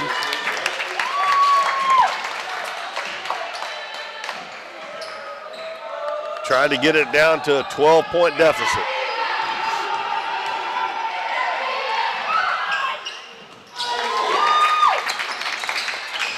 Inbounds pass comes to Rollins. Throws it down the floor. Neelyville can't get a shot off. But they have a 12-point lead, 32-20. At the end of the third quarter over the Twin Rivers Royals. Trying to get to the championship against the Greenville Bears Friday night. Be back in 1 minute on Kurt River Broadcasting. American Family Insurance is proud to be a sponsor of this week's OFC tournament. American Family Insurance serves all of the communities in the OFC area and provides all the protection you need under one roof. If you're looking for home, farm, auto, or life insurance, give agent Gerald Serwanka a call for a quote at 573-686-8445. This week's OFC games are being brought to you in part by Taylor Schleif, now with Poplar Bluff Realty. If you're looking to buy or sell a home, business, or land, be assured that Taylor will be with you every step of the way, making the process easier and more enjoyable for you. Check out the listings of properties online, and you can contact her anytime at either number on your screen. Taylor Schleif and Poplar Bluff Realty, coming soon to a closing near you. 1 quarter to play, and the Neelyville Tigers are 8 minutes away from moving to the championship game. They've got a 12-point lead over Twin Rivers, and we'll see how this plays out, because I said the first one to 30 probably will win this game. Yep. And only 20 points in 3 quarters. Twin Rivers has got a monumental task ahead of them if they come back and win this, because they only scored 20 in 3 quarters, and they got it down 12 here starting the fourth. Well, get a couple good stops here, a couple good baskets quick by Twin Rivers, and get back to a ball game.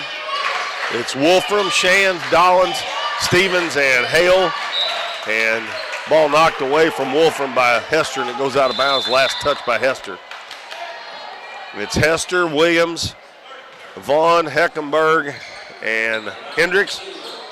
And Joyner's coming back in. We got a timeout. Was that a 30? It was, yeah, wasn't it? That's 30. We'll keep it here. But as we said, the winner will play Greenville in the championship. The loser will play Clearwater in the third place game. And with Twin Rivers only scoring 20 in 3 quarters, down 12. It's going to take a lot for them to come back. Yep. They would have to get really hot. Well, they're gonna have to probably make some threes. They're gonna have to get some stops. Things are gonna have to go right for them, pretty much right off the bat. Well, you know, normally if you hold a team to 32 points in 3 quarters, you're thinking, well, you know, you got a good shot here. That's good enough to win it, yeah. But they have not been able to do anything on the offensive end. Neelyville with the ball. Wolfram give it to Hale between the circles. Hale dribbles to the left. Now gets a screen, try to pick and roll, but Stevens wasn't open. Over to Wolfram, and we're going to have a hold on Jake Hester, and that's going to be 4th. Luke Hester's already on the bench with 4 fouls.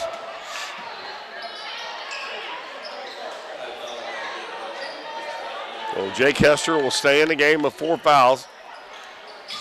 And bounce pass comes to Wolfram. So they put Shane Vaughn on Stevens now. Now Hester gets on him on a switch. Wolfram just dribbling the basketball out on the left wing. Now they switch back. That would have been a golden opportunity to get Hester out of the game if they would have went ahead and tried to get it into Stevens. They pass it into Stevens and he scores. That's 5 now for Stevens. Pass out to Hester on the left wing. 14-point lead for Neelyville. Pass across the court to Vaughn. Vaughn's going to dribble into the paint. Out in the corner, Heckenberg, 3-pointer, long, and it's going to be a push-off on the rebound. Going to go get Shane Vaughn. Already 2 team fouls on Twin Rivers.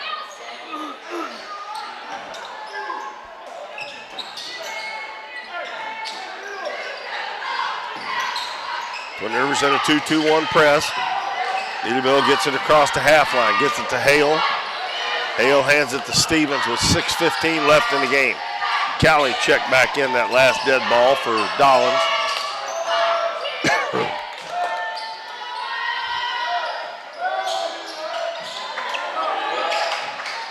Stevens looking for the cutter, nobody open over to Shanzer. Kind of running a little bit of a delay game, but they get it to Stevens and he can put the reverse layup in.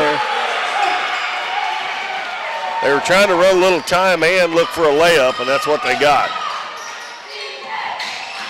36-20. I believe that's the biggest lead of the game now, 16 points. Vaughn open from the free throw line.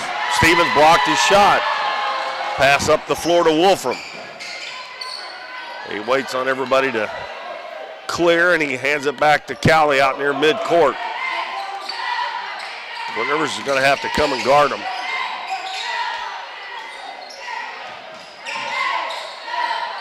Callie's being guarded by Joyner. That's a little bit of a speed mismatch, I would think, but a height mismatch as far as Joyner goes. Well, Neelyville don't have to be in any rush here. They can look for the perfect one. Just like they did the last time when Steven got that reverse layup. Callie with the little runner. That might have been forced a little bit. Twin Rivers with the rebound. Down to 4 minutes and 45 seconds left. Hester for 3. It's short. Ball tipped out to Vaughn. And then it's stolen away. And Wolfram's got a run out. And he lays it in.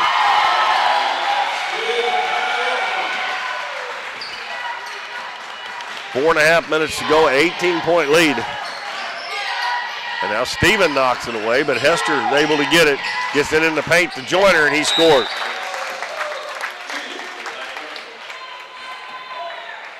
And we got a timeout with 4:22 to go. It's 38-22. It's a full timeout, so we will take one, and we will be back to finish this one up here on Current River Broadcasting. Oh, did you get us switched over to shelter insurance? Actually, I found a deal online. You did. Does your deal come with award-winning customer service? Oh, I'm not sure. Does the deal include a local agent? Doesn't actually say. Can we create a customized plan that fits our needs? Let's just call the local shelter agent. For insurance that fits just right, find a shelter agent near you. We're your shield. We're your shelter.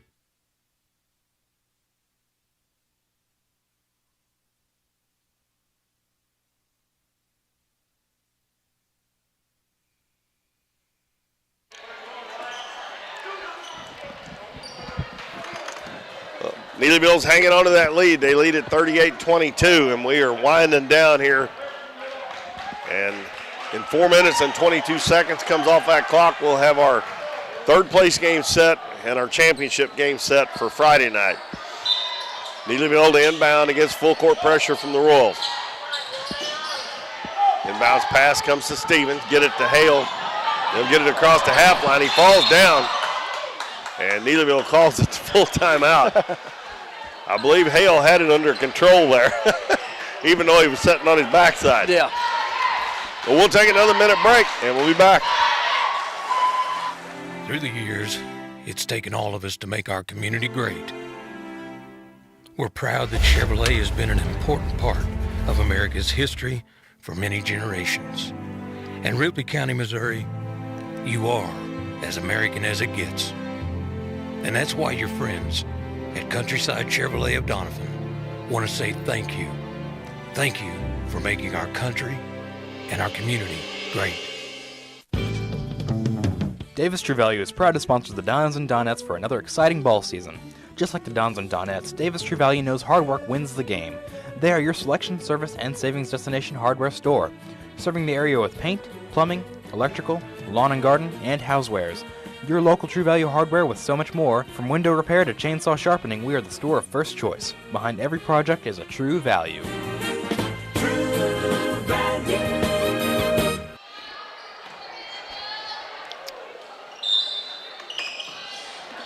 Neelyville to inbound it, leading by 16. They get it into Cali. Guarded closely by Heckenberg. Over to Stevens. He hands it to Wolfram down underneath. Hale gets open and he lays it in. 14 now for Hale. Neelyville doing a great job of just waiting and waiting and waiting until they get something that's pretty easy. I've been really impressed with their zone tonight. Neelyville's? Yeah. Yeah. How well they fought. They've just thrown around, and usually in the middle or the cross pass will really create something open, and they've just done a great job of filling in and getting to their spot. Yeah, we're going to have another foul. This one's going to be on Shands. It's going to be 4 on him. Yeah, they got 3 on the board. Well, like I said, I've never claimed to be just great at math. Rollins checks back in for Shands. Twin Rivers inbounds it, down by 18. Nice pass into Hester, goes up, and he scores and he's fouled. That's Jake Hester with a bucket. And he has 10 of the 22. That foul is on Dollins, his first, and he checks out. And Cali will come back in.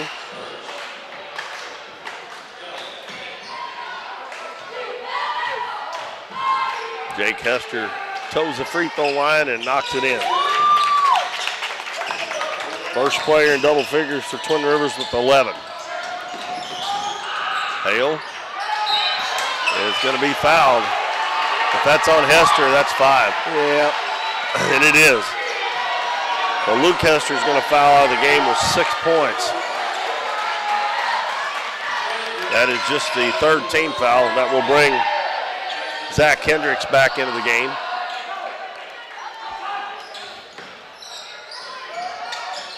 They get it into Hale.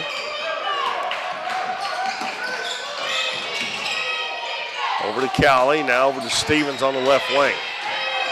Stevens will take it back. In man, doing a little trapping.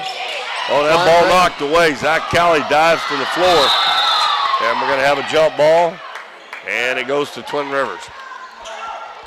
Twin Rivers scrapping. They're down 15 with 3:18 to go. A little flying around on defense, trying to get something here. 3 minutes, a little over 3 minutes left. They're going to have to get shots up in a hurry, and they're going to have to make some of them. Probably going to have need a couple threes to fall pretty soon. Yeah, and I think they've only got one. Carter Williams hit one. That's the only one they've got in the game. Ball knocked out of bounds.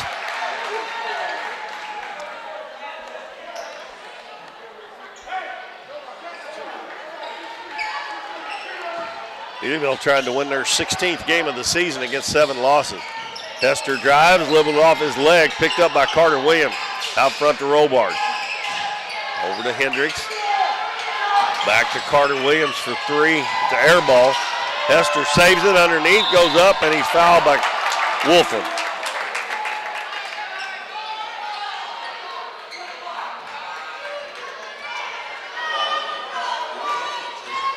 That's his first.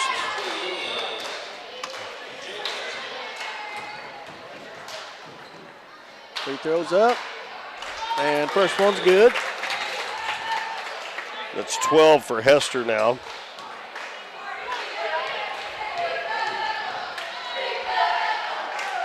That one's short. And offensive rebound by Robart. Back out to Heckenberg. 14-point lead. Hester into the paint. Drops it off underneath. Out in the corner, Robart. Out to Heckenberg. Three-pointer short. Right on line. Ball tipped. Loose.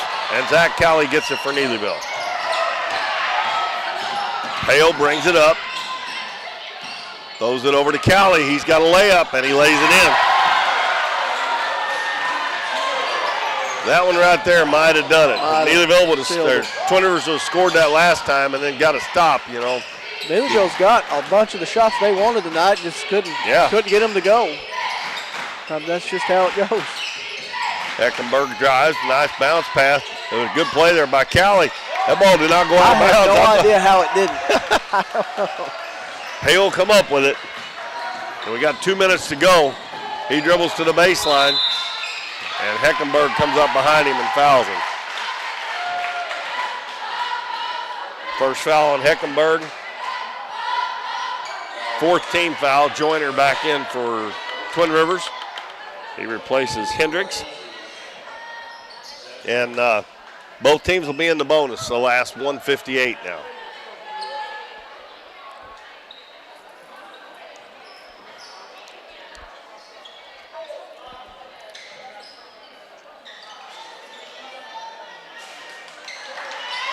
Cowley will inbound it.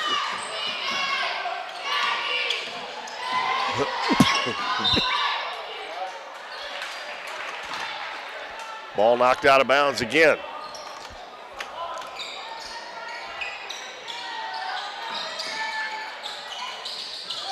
Inbounds pass comes to Hale. Over to Wolfram. Oh my goodness. Excuse me, folks. Hale to Stevens, and he missed it, and the ball fell right back in his lap. To him, and he put it right back. He's up to 9 points now. He didn't have any halfway through the 3rd quarter. Hester for 3, it's short. And Stevens rebounds with 1:25 to go. And Hale will walk it up with an 18-point lead. Passes it over to Cowley. We'll see if Twin Rivers fouls here, if they'll just try to play solid defense. Yeah. Cowley out to Wolfram. Neelyville just spreading it out, about quarter to corner now. Cowley has it, holds it, and we are down to 1 minute to play. So it's going to be Neelyville and Greenville in the championship of the OFC tournament for 2024 on the varsity boys side. Donovan and East Carter and the girls. East Carter and, is it East Carter and Twin Rivers in the JV? I done forgot.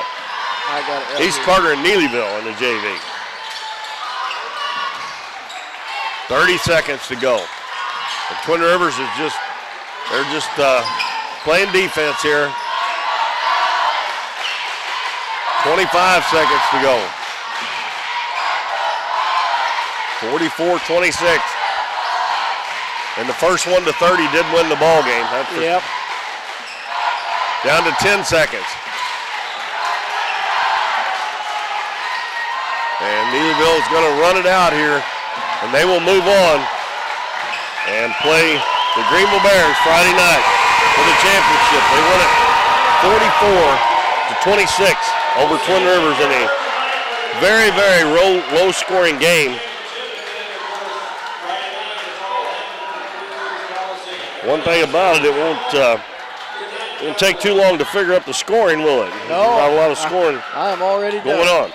So Over here to Twin Rivers side, we got Carter Williams with 3. Jay Kester finishes with 12. Zach Hendricks with 2. Lou Kester 6. Zach Joyner 3. Over to the Neelyville side, we got Grant Hill with 14. Kason Stevens with 9. Ty Wolfram 6. Drew Shands 3. Elijah Dollins 4. Zach Cowley 6. And Zach Rollins 2. And it was low scoring.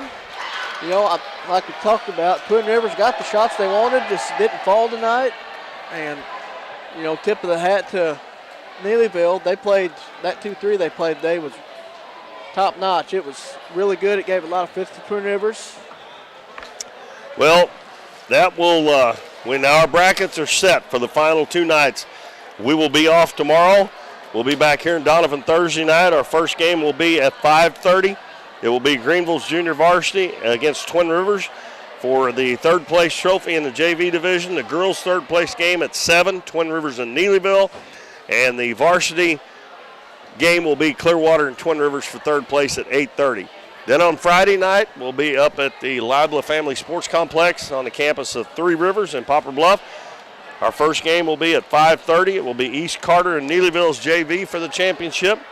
The girls' championship, the Donovan Donettes and East Carter Lady Redbirds, and the boys' varsity, Greenville and Neelyville at 8:30.